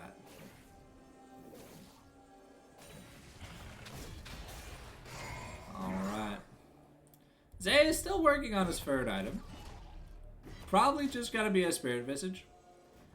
Seems to be one of the better MR items to get. Captain Cook, gonna get Captain Cooked once again. That's the Zhonya's cooldown, off cooldown, and bam! 4th shot, and unfortunately Huber's just gonna go down, but he is gonna take Power with him. So there was no shutdown, but that's a mid for mid trade. and we had to use Zaruk's Flash and Ignite. So, while it was a flash from both mids, we did get both summoners out of the support. Now, Welder, not liking the fact that he just get bonks on the head. So we'll see. Nasus is able to take turrets. He got 6 grubs. Now we got the Chains of Corruption, and Pisky might be in trouble.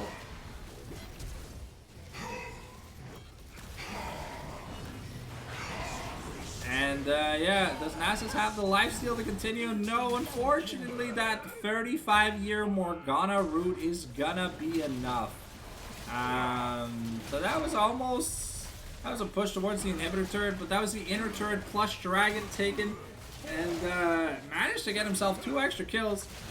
Now, has his Merc Treads, has his Spirit Visage, and we'll see what he builds onto next. Welder is kind of poor. Down 3,000 gold, still only has 1 item when everyone has 2+. It's a bad moment, especially when the supports are basically almost at the same gold value as you are. Man Murder gonna get caught out by Wishfaker, but a nice Bramble Smash able to stop the fight before it finishes. And I'll have to see. Huber's looking to find Faker. Has a Shadow Flame now. 3 item, pretty powerful point for the Talia. Only gets stronger from here out, but Powers almost has his Death Cap, which is a really, really good item here for this Valkaz, seeing as he scales so well. The Vision of the Empire is going to find Captain Cook as they're trying to clear out the traps here from Jhin. But let's see what we end up getting. Looks like we're going on ending the spare here on the Maokai. And yeah. We upgraded our boots here for Zac. And we're gonna get a Rift Maker for Swain? Okay. Not what I'd consider getting. I think normally after the Rylai's, you just go actual defensive items. You don't really need to build more damage. Like a Spirit Visage or Zonia's could be fantastic. Or maybe even a Fimbo Winter. But Faker here, gonna force the flash with his own. The Stretching Tracks is going to find a target here. But Man Murder should be able to just tank up. The Nature's Grasp gonna be invested here. And that's gonna be the left Disintegration Ray finding just Captain Cook, but Man Murder is gonna be taken down. That's a lot of damage from this Jhin. And unfortunately, Pisky is the on-hit build, and he isn't getting much space to auto-attack. Yeah, this AP Maokai, when you have a Talia and a Morgana, I never really understand it. But that should be Baron here for DME unless something like happens, because it's 10 seconds on Maokai. And Zayas is just chilling in the mid lane, whacking the minions to death. And yeah, that is going to be Baron Nashor. The Runus Otacon is still available. There's still 1 item on the Aatrox. Now working on probably a Death Cap for Talia. Really got to get that splooge of damage in.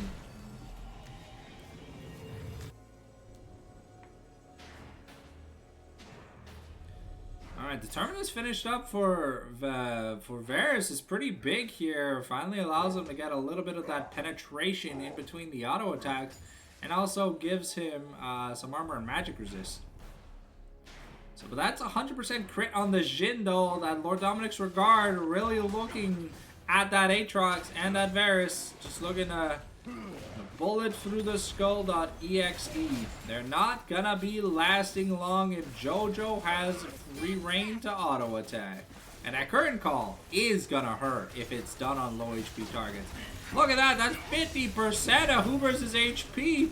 And now we got the current call, and that's, yeah, okay, well, I guess it's just a wave clear call. But it's gonna be Huber's going down. Jhin forced to use the barrier though, but that's a trade you take every day, trading the enemy mid for your barrier. Something he'll do every day. And now, Man Murder might be in a bit of trouble. The Demonic Ascension comes out. But Varys still doesn't have any space to auto attack. So Captain Cook just going to get Captain Cooked. However, though, auto attack Varys. But Power is just going to beat the shit out of them with the Light Disintegration Ray. Beautiful triple kill here. And now we're at 3 items on this Vel'Koz. And we kind of just heard, and also Zeus can just bonk turrets for fun. And that's Man Murder, who's gonna take a crit to the face, and he's not really gonna enjoy it. Yeah, that's gonna be the end of game number 2. So that means we are getting our silver scrapes, ladies and gentlemen. DME have come back, showing us signs of life. So now we finally get to end the series in glorious momentum. So while we wait on the lobby for game number 3 to be created, let's go back to the League of Legends client here. La baba booey. The lobby is already ready. I'm just gonna yeet myself into the spectator seat.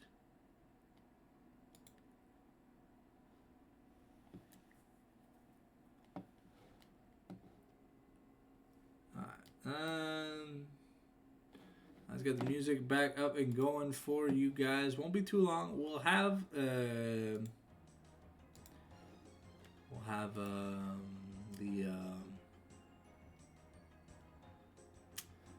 draft up and ready pretty soon. Looks like it's already being posted.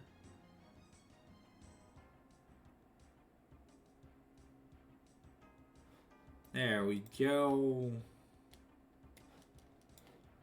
I wish it would just open the link on the proper window. That'd be nice. But here we go. We got the draft cam ready.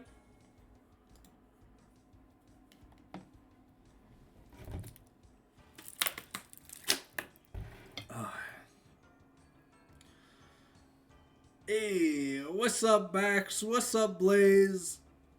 We're doing okay. We're doing okay. Getting ready to cast game number 3. Game number 1 was a bit of a stomp. This one was a lot of back and forth, and the Nasus was cool. The Nasus was cool. I mean, the Aatrox just didn't do shit all game, so I don't know. Sometimes when you're weak side top and you just win because your opponent is AFK, it's just like... Because game 1, Zeus picks Ornn, and he goes like 110, and the Yone is just like taking a shit all over DME's face so that the Jojo doesn't even have space to auto attack. Game 2, Welder's playing Aatrox, and he kind of sits under... He gets a little bit of a CS lead early, but then he's like, oh, sorry, you hit level 6. I'll go AFK now. I'm sorry. I didn't mean to auto attack your minions and shit, bro. That's kind of crazy, you know?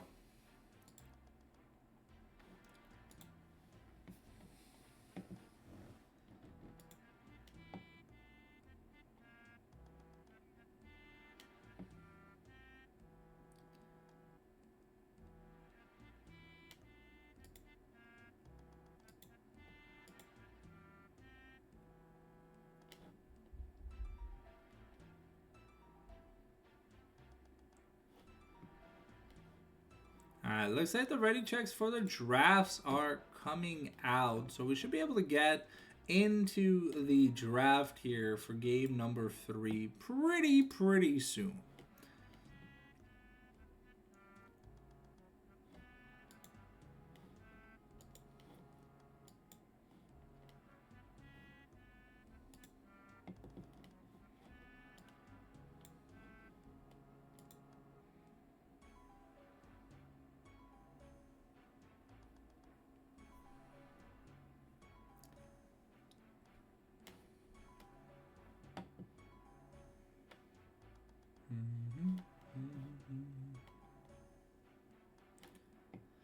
While we wait on the draft to start, Now looks like Captain Cook is taking a bio break. Needs to hit up that washroom. JoJo's also gonna hit up the washroom. The nerves can get to people after a few games.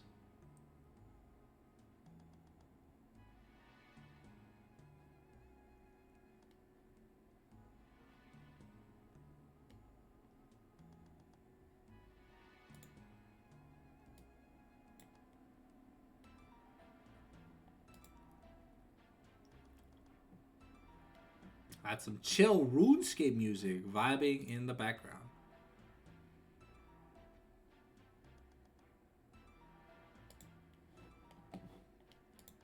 I figured we'd switch it up today from the Glitch X City and we'd just play some RuneScape music because I don't know, it just felt different, you know. Ugh.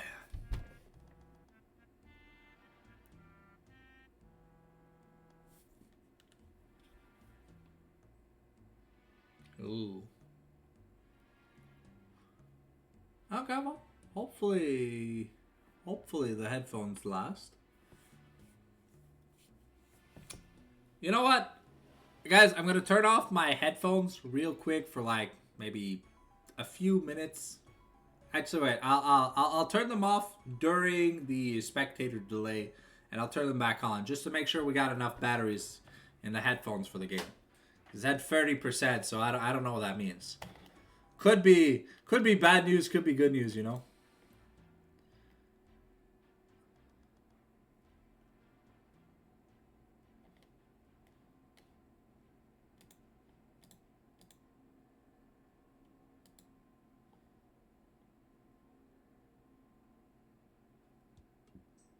Looks like we got the ready check here from Man Murder.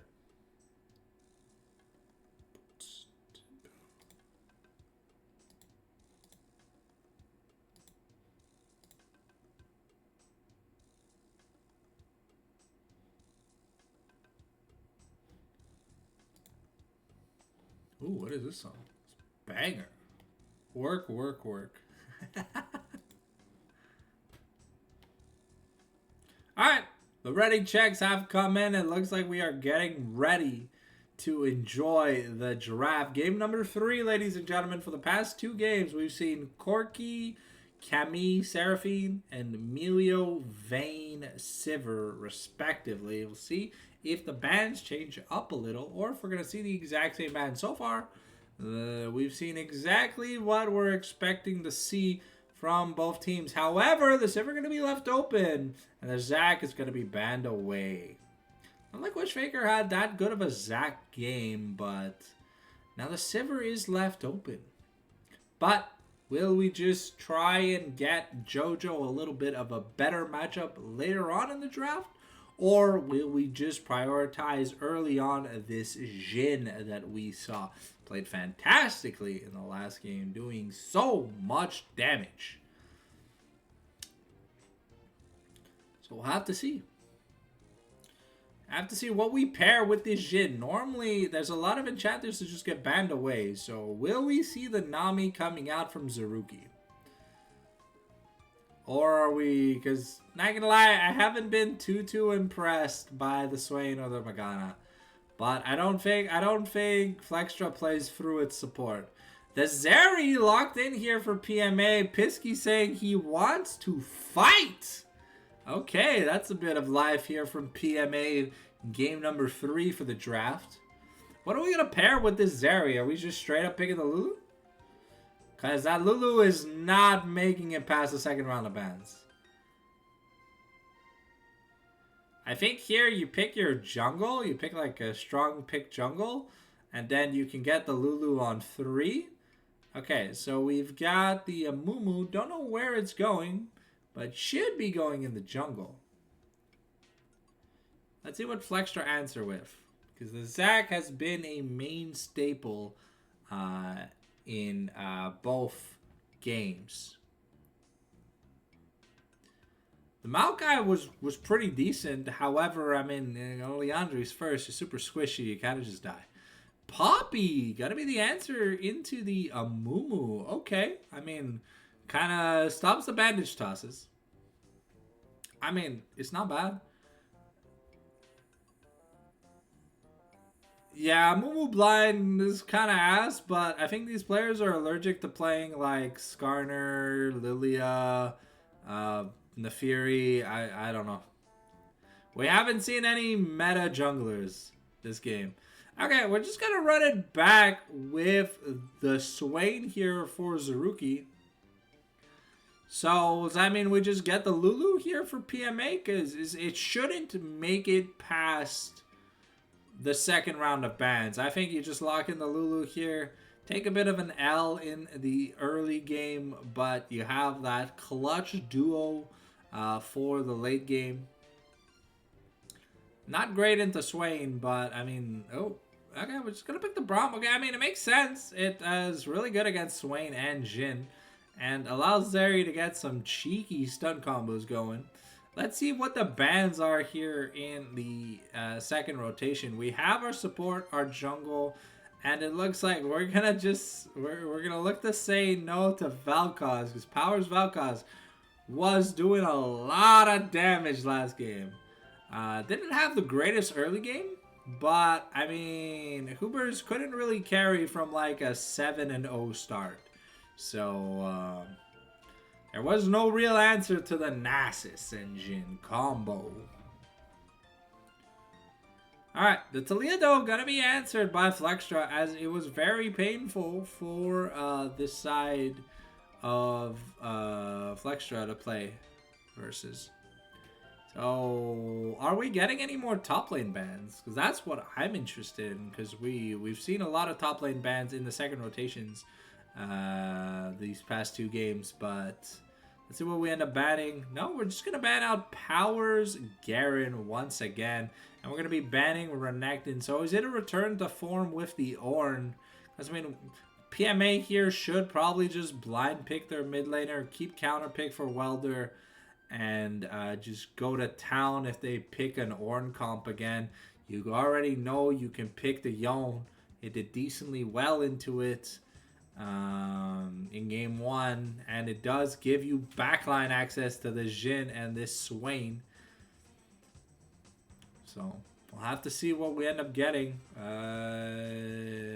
We get a Tristana, a typical answer into the Jhin. You can just jump on his ass and go Shibuya, motherfucker, and then you beat his ass with a rocket. And when people die, well, they just die, you know. Okay, I don't know what the B4 is. We're checking the chat right now, but it looks like it's gonna be Syndra in the mid lane.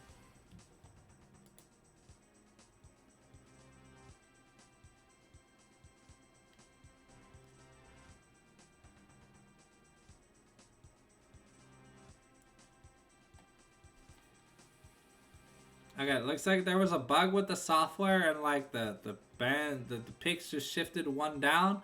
Okay, so it looks like we're just running back the Nasus. So now that we know it's a Nasus, I don't think we want to take the Aatrox. And okay, well, we couldn't see the pick here. We couldn't see the R5 here as well. So let's see what is gonna be.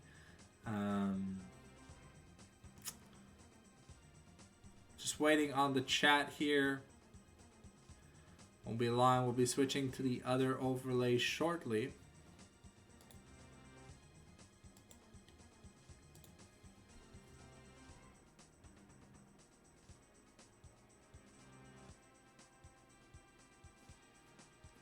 Actually, we can switch to the overlay right now.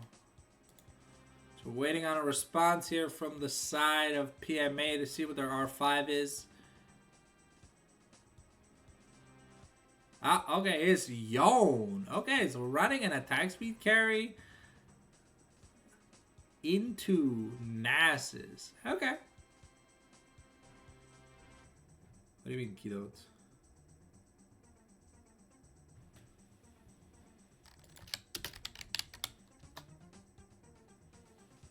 Arcasta!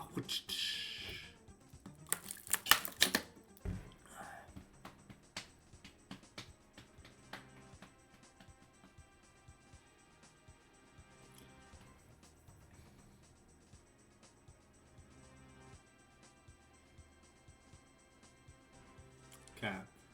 I see one glaring issue with PMA's team comp. Did you guys figure it out? Because it's pretty fucking obvious. I'll show the draft real quick. Can someone let me know what's the problem with the team comp?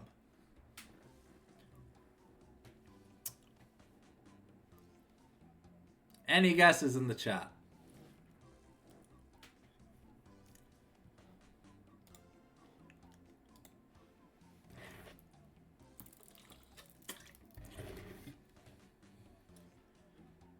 Alright, no answers. It's Nass's Poppy Swain versus all AD. And no, before anyone says Amumu's an AP champion, doesn't scale off AP. Scales off resistances for like the actual thing that does damage. So, I mean, if Amumu goes full AP, is not going to be a tank. And they need a tank pretty badly. So, I mean, I guess it really just depends how many Randuin's Omens we're going to see. Because, you know, there's a Zeri, a Tristana, and a Yone. 3 crit champions. Or maybe we're going to see the Zeri build, which is like Titanic, Hydra, Runance, Hurricane, Grasp of the Undying. It's going to be some whack-ass shit in the mid lane or whatever. Gonna be a little crazy. Alright.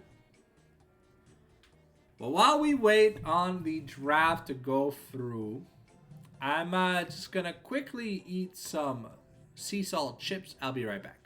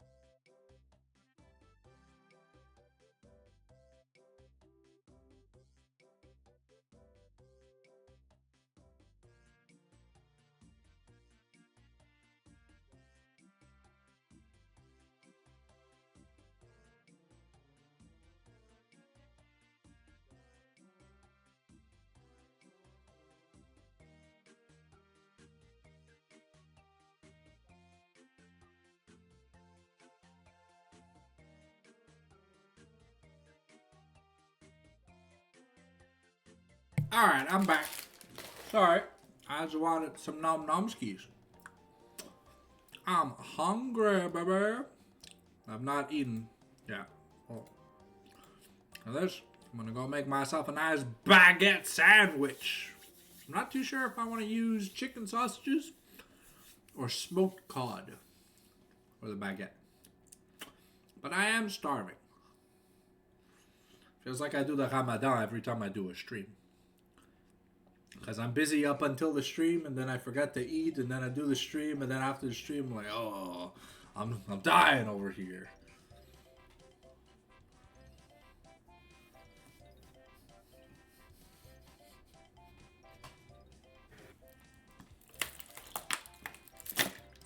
But on a hydration notice, let me just go get a water bottle real quick so I don't die of dehydration during the game. These chips were salty as all hell.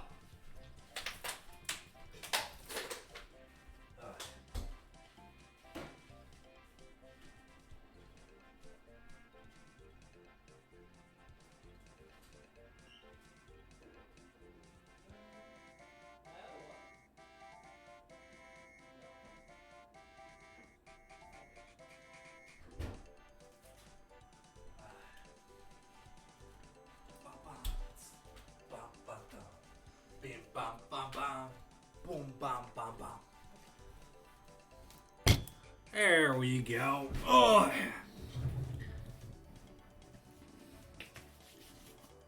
Alright, we got ourselves about 90 seconds before we get into the game. So who do we think's taking it? Are we Team DME?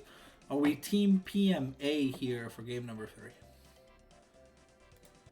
Personally speaking, seeing as how there's 3 ADs in Tenacis, Poppy, I kind of just want to put all the faith in the DME basket. But a lot of things can go wrong. But Zay is running back the Nasus after such a successful game.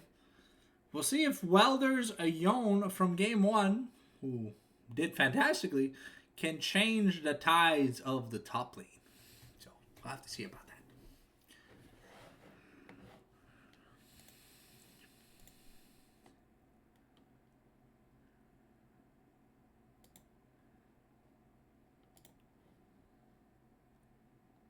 Oh, there's some good Easter deals. Oh, might have to go do the groceries soon. That's crazy. But I'll have to go check that out probably tomorrow. All right. Here we go. We getting into the games. Let's switch that screen.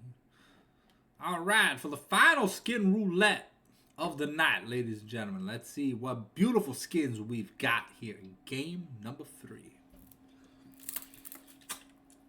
We got ourselves Armor Titan, Nasus, Battle Regalia, Poppy, Mythmaker, Jin Dragon Master, Swain, Withered Rosary, Firefighter, Chisana, my favorite Chisana skin, Sad Robot, Amumu, and High Noon Yon. Got ourselves 4 teleports. Zeri taking a ghost. Very interesting. And it's Dark Harvest versus Lethal Temple in the bot lane. We got that double ignite once a motherfucking again. And here we are back and ready for some more action. Getting ready to... Ooh. St. Huber's disrespectfully starting call here against Power 229. That's pretty balls to the walls, kind of ballsy. Get a ward here in the try for man murder.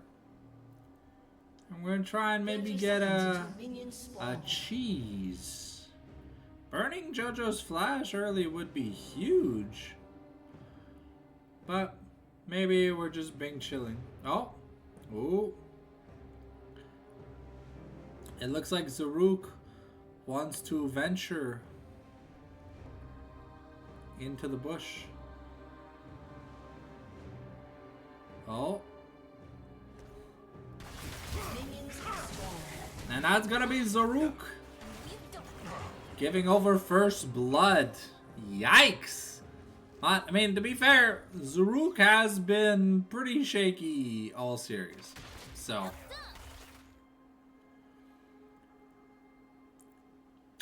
Azeri with a kill lead. That's not a good way to start. Zeri, one of those champions, if you've watched enough competitive, you know that Zeri is a champion that when the ball gets rolling, she's the 1v9 pentakill queen. Tim Horton style, Putin style, animal style, whatever toppings you want. She just makes it happen. Ooh, that's a nice never move though, and Pisky might be in a little bit of danger. Zaruk really trigger happy with that ignite. Man's got the wild, wild west fingers, except for using his flash. I don't think his level 1 flash would have mattered though, but he's really fast at just blazing the targets up. Maybe he smokes too much weed.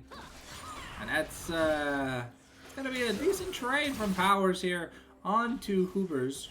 Who's gonna be a little bit low already, running out of consumables. No Doran's Blade means no extra HP. And no life steal, you just get life on a hit. A nice never move though, we get the root, but the Unbreakable coming through, and Captain Cook just vibing right now. That's gonna be the fire alarm ringing. It's just really just trying to get stuff going in the mid lane. Another move here, gonna miss. The Wither plus Spirit Fire combo is pretty nasty early. And Zeri has barely touched the wave yet. Now Power's got to be careful. Can't give in to those auto attacks here from the side of Hubers. But Hubers not forced to flash, but forced to use the rocket jump defensively, getting caught in the stun, and that's gonna send them back to base. But they do have the turtle ports, so they should be fine. That is Wish Faker in the bot lane. They're just gonna go for the Scuttle Crab this time though. And Amumu not gonna be able to find a gank. Is on vision, probably just doesn't know about it. And we're once again gonna trade the Scuttles in the bot lane. A nice double never move. The Unbreakable gonna be shot backwards, and that's a deadly flourish to root up Pisky. So a lot of damage coming down here. Both top laners refusing to give up an inch. And as the refillables and a longsword here for Tristana, who did invest her teleport back. And JoJo's gonna take more damage than he did.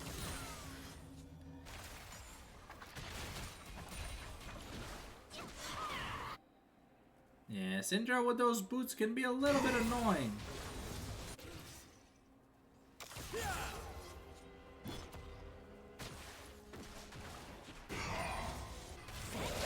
And it's the level 5s now reached in the top and the mid lane.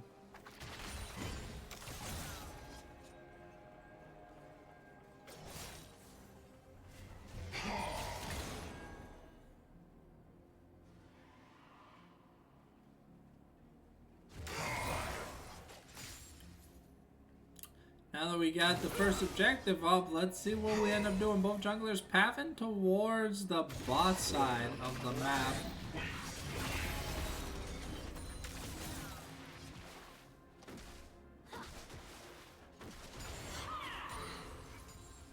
And now Huber's just playing Dodgeball Simulator with the Syndra. It's gonna take a decent bit of damage from that chunk, but no AP was bought by Power, so no extra damage potential. The level 6 first though in lane. Now Tristana hitting that level 6. Both top laners are level 6. Maybe we are gonna see a bit of action soon. Because right now, his aim has been pretty stale. You know, not much that the starting item top laners and mid laners can really do, I'll be honest. Okay, that's gonna be Hubers. Oh. Huber's unfortunately gonna get caught by JoJo. And Powers is gonna be able to survive that all in. Hubers did hold his flash though, so we're trading Dragon for Grub, so at least objectives are going down at the same time, so should essentially be close to the same timer. Remember that Grubs is every 6 minute timer, and Dragons every 5 minutes. So sorry. Grubs is 4 minutes, and Dragon is 5. So give or take. Oh.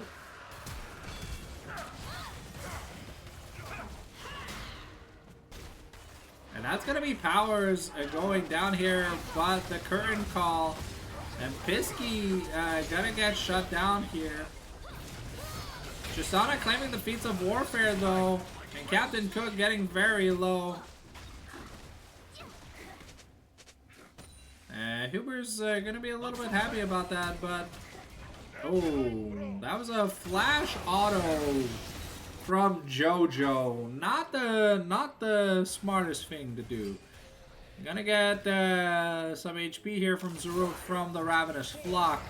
But so far this game is probably as spicy as it gets in the early game. Zaruk might be in a bit of danger. Let's see if the lightning crash is going to be enough to get Zeri excited. Just hit that level 6. Zaruk has to be a little bit careful. Both ultimates are available in the top lane. Taking a turret shot for an Nasus Q. Not the funnest thing to do. Well, there went Boots. Zaya's got a Sheen. So let's see which one is better in the end.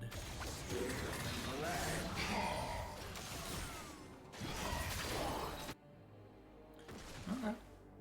Cubers is gonna find a pink ward here in the bush. Gonna do his duty and clear it out. Well, they're here, probably gonna be dropping, just dropping his regular ward. Gonna hold on to his ping for a little bit. Both top laners do have one, but it seems that they are nervous to use it. And Hoobers is taking a lot of damage from these Dark Spheres. As Ace is starting to do a lot of damage.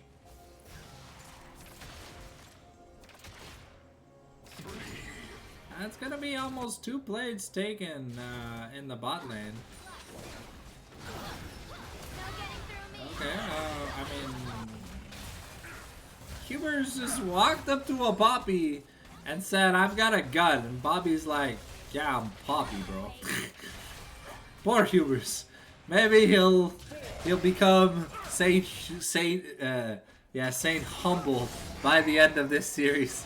Because, man, sometimes the disrespect that this guy shows to his opponents is kind of whack attack. I think about it. Electroshock Laser not going to find what we were looking for here in the bot lane. Man Murder going to be clearing out a pink ward on his pink ward. And now we're looking for a gank in the top lane.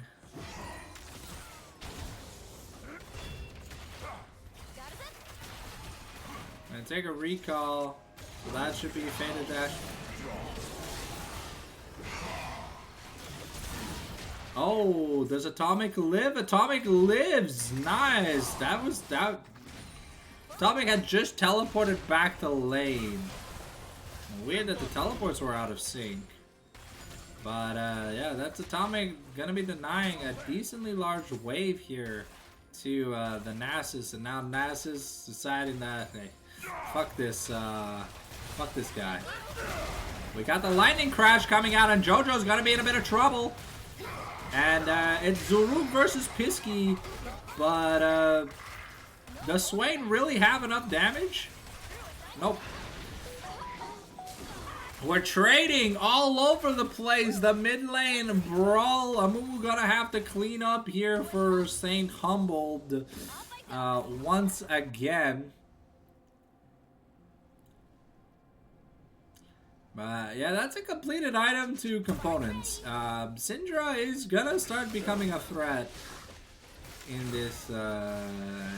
Nasus without grubs is a lot scarier than Nasus with grubs.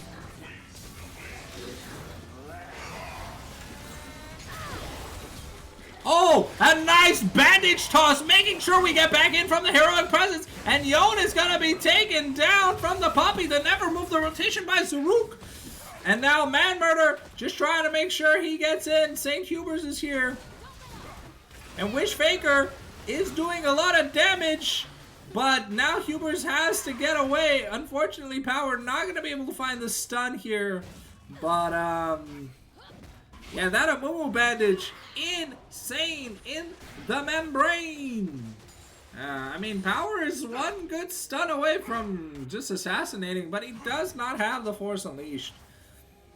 Does not have his ultimate. That is a collector now finished for Jin.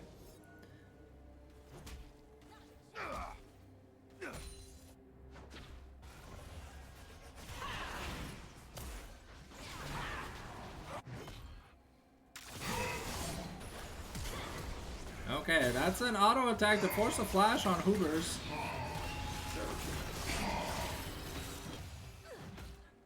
And then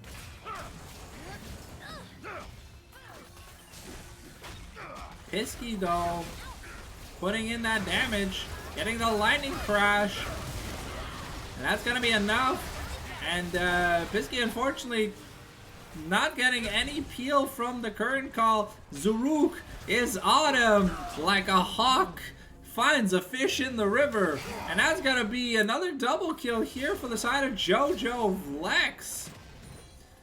But the Zeri is starting to scale, and that's pretty scary. See the scary Zeri, or more like the scary Jerry. If you watch the LTA, you know who Scary Jerry is. Alright, that's Welder taking another bonk to the head. Being sent to horny jail. Justana, with 5 grubs, that's a decent amount of damage to turrets. He's gonna be able to take 2 plates. Zays, though, is starting to do a lot of damage to Welder, so Welder's gotta be a bit careful. As long as Zays has mana, he can probably threaten all in. And now, Amumu, okay, well, call it off, call it off. It's Jover, it's Jover. What was that? Yo, an ultimate Welder. We ulted the blades of grass. I didn't know Yon worked as a lawnmower. Cause that was crazy. But, yeah. Oof! The bonk on the head. Huge. Though Nasus does have access to a grub, has Demolish. That could be the turret. It is 20 seconds to go, and there's no plates. So that means no fortification.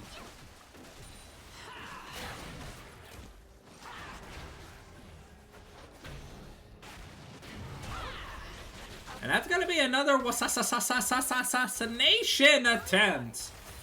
Alright, well, they're gonna be forced to teleport right away. If not, that turret is gonna go down, down, down, down, down.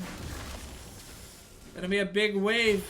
Man Murder still not anywhere near his item. What do you want, cell phone? Was it important? No. So I put it away. And that should be first turret mid. Oh my god, what? Give me a second. I'm getting spammed for some reason.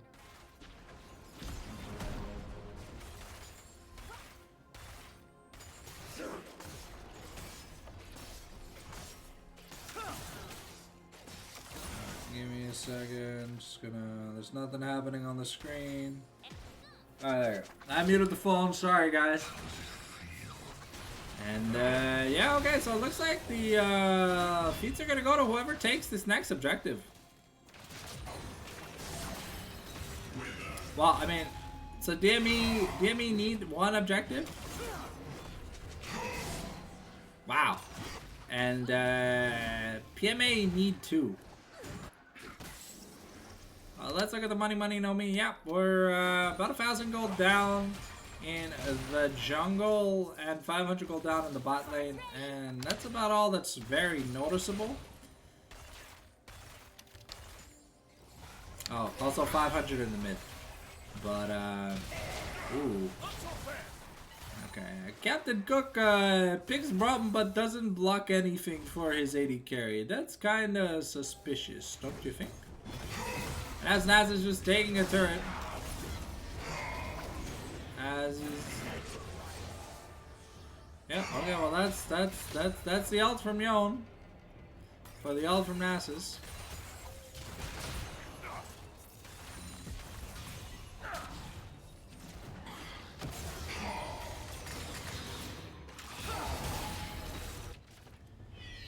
Later Rune King finish here for Yon though, but I mean Nasus is a champion that can deal very well with Bork users. Now JoJo Flex might be in a bit of danger though. Both Flash is used. And that's a curtain call in revenge. Are we gonna finally block for Pisty or are we just gonna let him die? Okay, now Captain Cook finally doing his job as a support. I'm gonna be blocking shots. And that's Welder who's just gonna get taken down. And that is alright.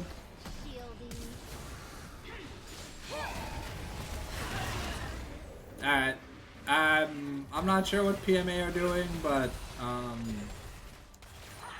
let's just say they had a good game one, and then it's been a downward spiral since then. There's still hope. There's still hope, though. They do scale well, but I mean, we already clearly see the problem. This Nasus sees that he can just build armor.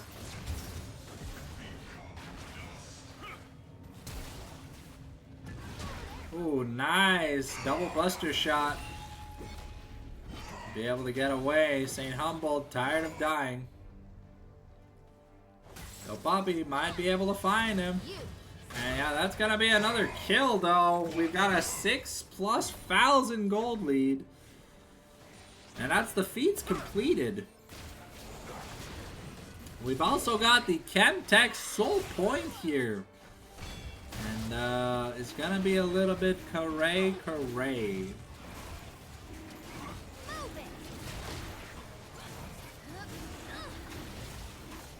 Oh man, I'm so hungry.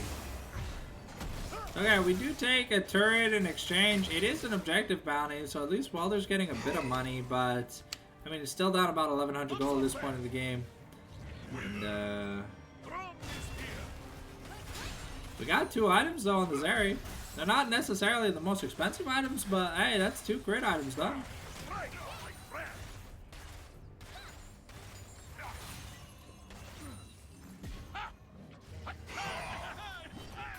It's a Noon Quiver picked up for Yone, so soon he'll be on the board with the crits.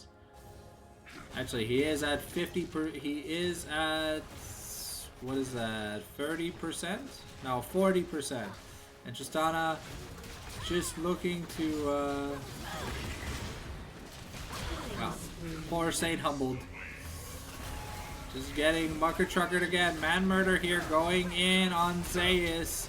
And that's Captain Cook. And do we have enough peel for this Zeri? Yes, we do. And that's going to be Atomic Welder going down. But we killed the Nasus for an inner turret. That's a pretty big feels bad man moment at this point. And now Captain Cook might just be dead. Yeah, Captain Cook's dead. Is that an inhibitor turret just gone? Just being chilling. No, that's gonna be 50% of the inhibitor turret though. And the top inhibitor turret has also taken damage. So things are getting pretty dire docks. Almost a 7,000, oh yeah, about a 6,000 gold lead right now. And they realize that, hey guys, we build armor, we win the game. So that's what they're doing. They're just building as much armor as they need to. As we got Chemtech Soul in 3 minutes, which is going to make this Nasus even more obnoxious. As Poppy becomes more obnoxious, the Swain becomes more obnoxious. We have Swifties on both Syndra and Jhin to be able to get away from potential dangers. And now Welder might just be dead again. And yeah, now we're just gonna be pushing. Zaruk is gonna find Captain Cook. The Celestial oppositions are gonna break. Ooh, nice flash though, but the Deadly Flourish is gonna find him. Ooh. The stand behind me gonna be enough. A Wish Faker here looking to find St. Hubers.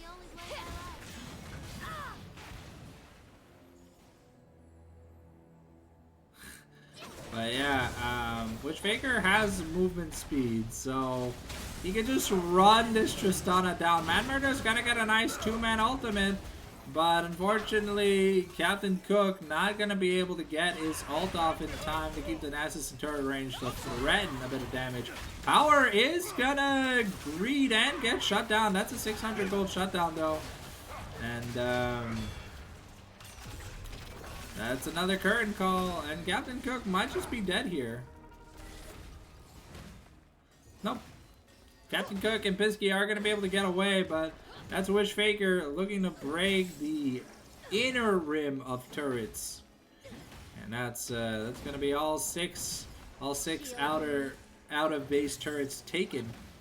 And the gold lead just keeps growing. We're at 7,000 right now. We've got the Chemtech Soul in a minute. And, well, the Zeri's doing okay. St. Humboldt is 1-7. He's kind of cosplaying powers from game 1. What was the mid laner that did no damage? Well, that's a Tristana that does no damage. Even able to protect their wards. Oh, Captain Cook. Might be getting a slow here. Ooh. That's a pretty big slow. Tristana forced the rocket jump away. We're investing in teleport here from the Nasus, but it doesn't matter. If we take the Otacon, this could be huge.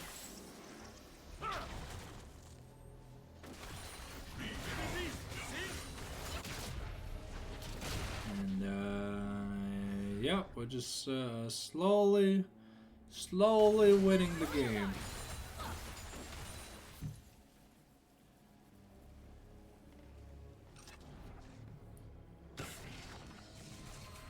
Your deepest shame. It's not dented. Okay, well, at least we might be able to get an objective bounty here. But Hoover is gonna get caught out. Might be forced to use the Buster Shot, but who knows if it's gonna be enough. Man Murder here, looking for the Syndra.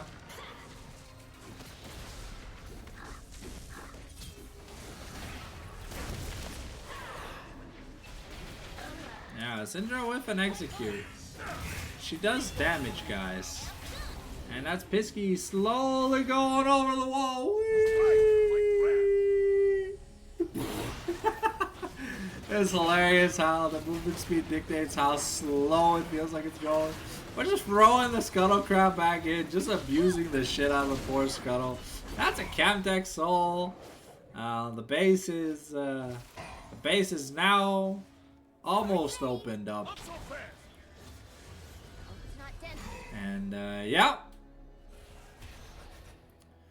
That's 2 armor items, plus armor boots from the puppy. Naz is also building another armor item. They already know. The win condition is just build armor, yo.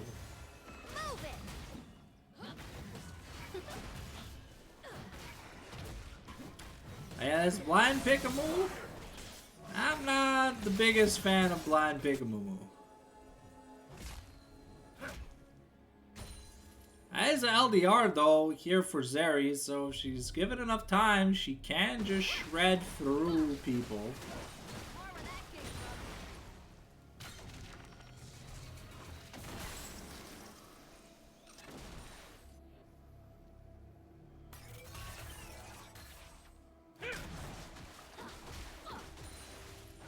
Alright, let's see. Hubers might have enough for his Zeal.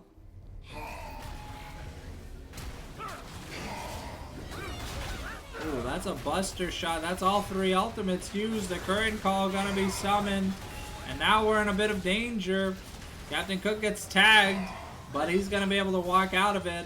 However, that was every ultimate used just to, because St. Humboldt was window shopping. Used the stand behind me to get away from the Deadly Flourish. And that's the first inhibitor taken. Though there's no Zeri, so where's the damage on this team?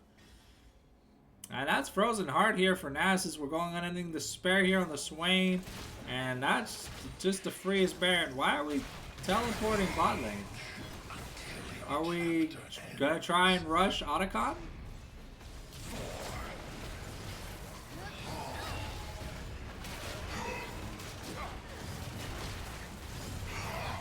Man Murder is a man on a mission.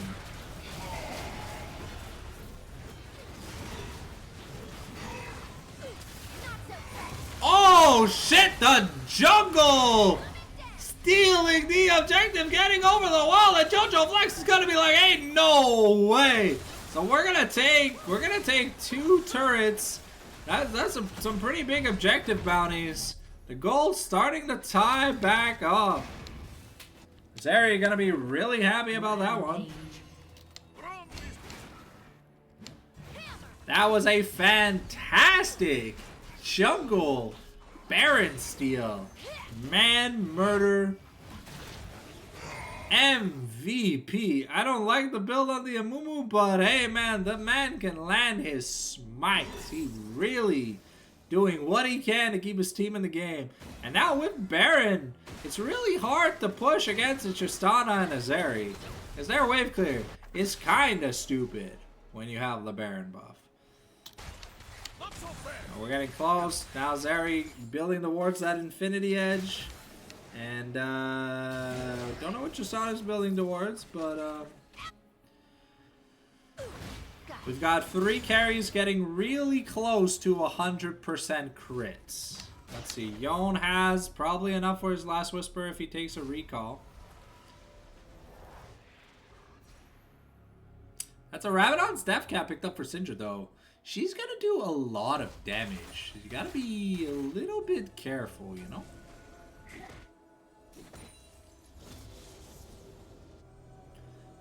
Poppy saying 3 armor items! Nah, fuck this! 4 armor items! I love Wishfaker, man. This guy making me laugh at Jonies. But I think instead of the Chain Vest, upgrading the boots might have been a smarter idea. That boot upgrade is really good against physical damage. Surprised Nasus hasn't gone Randuin's.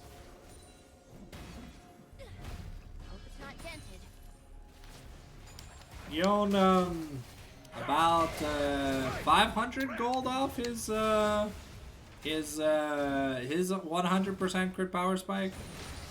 Zeri, give or take about 1,300 gold down on that 100% spike, and it'll make a pretty big difference. I think 3 carries with almost 100% crit.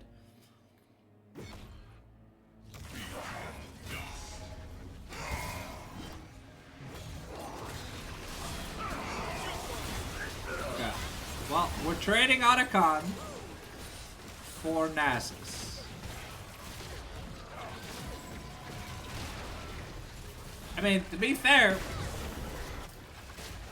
PMA have no objectives outside of Baron. So this Otacon buff wouldn't really do much for them outside if they get, like, outside of them getting, like, Elder. But Elder's up in 30 seconds, and Nasus is dead for 25. So, yeah, I think Yon has LDR.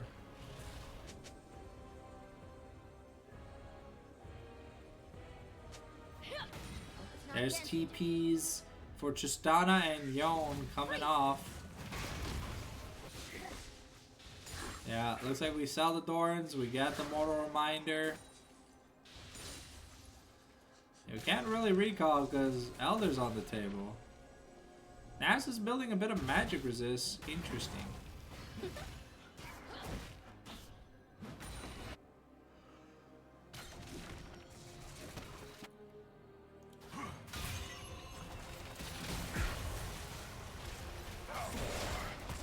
Okay. Captain Cook just not choosing to use his Unbreakable here. That's pretty troll, but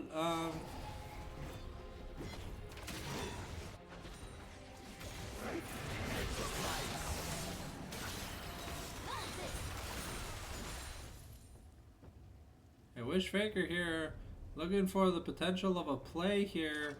We're looking to chase.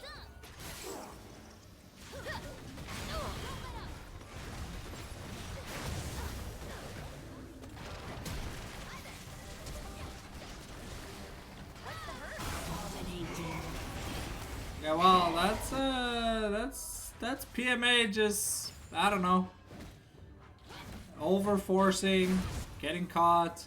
But I mean, yeah, this Poppy runs at the speed of sound, so it's really hard to run away from her. But yeah, this just out of mid, not what we call very bueno in the industry. And we get a 2-man. Okay, Zeri's popping off. She's trying. But can she do enough damage? Nope, she's withered, so she can't even auto attack.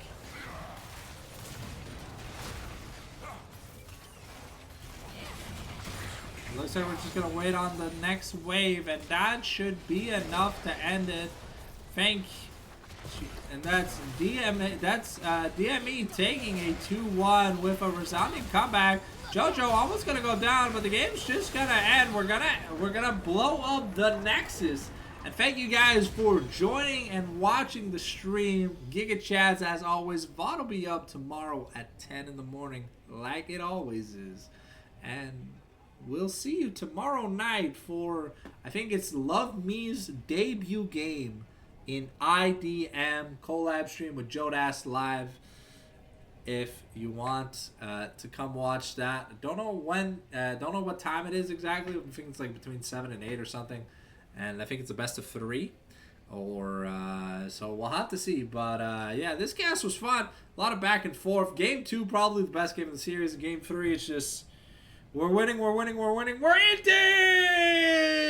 and then it was just over from there. The draft, pretty jank-a-dank.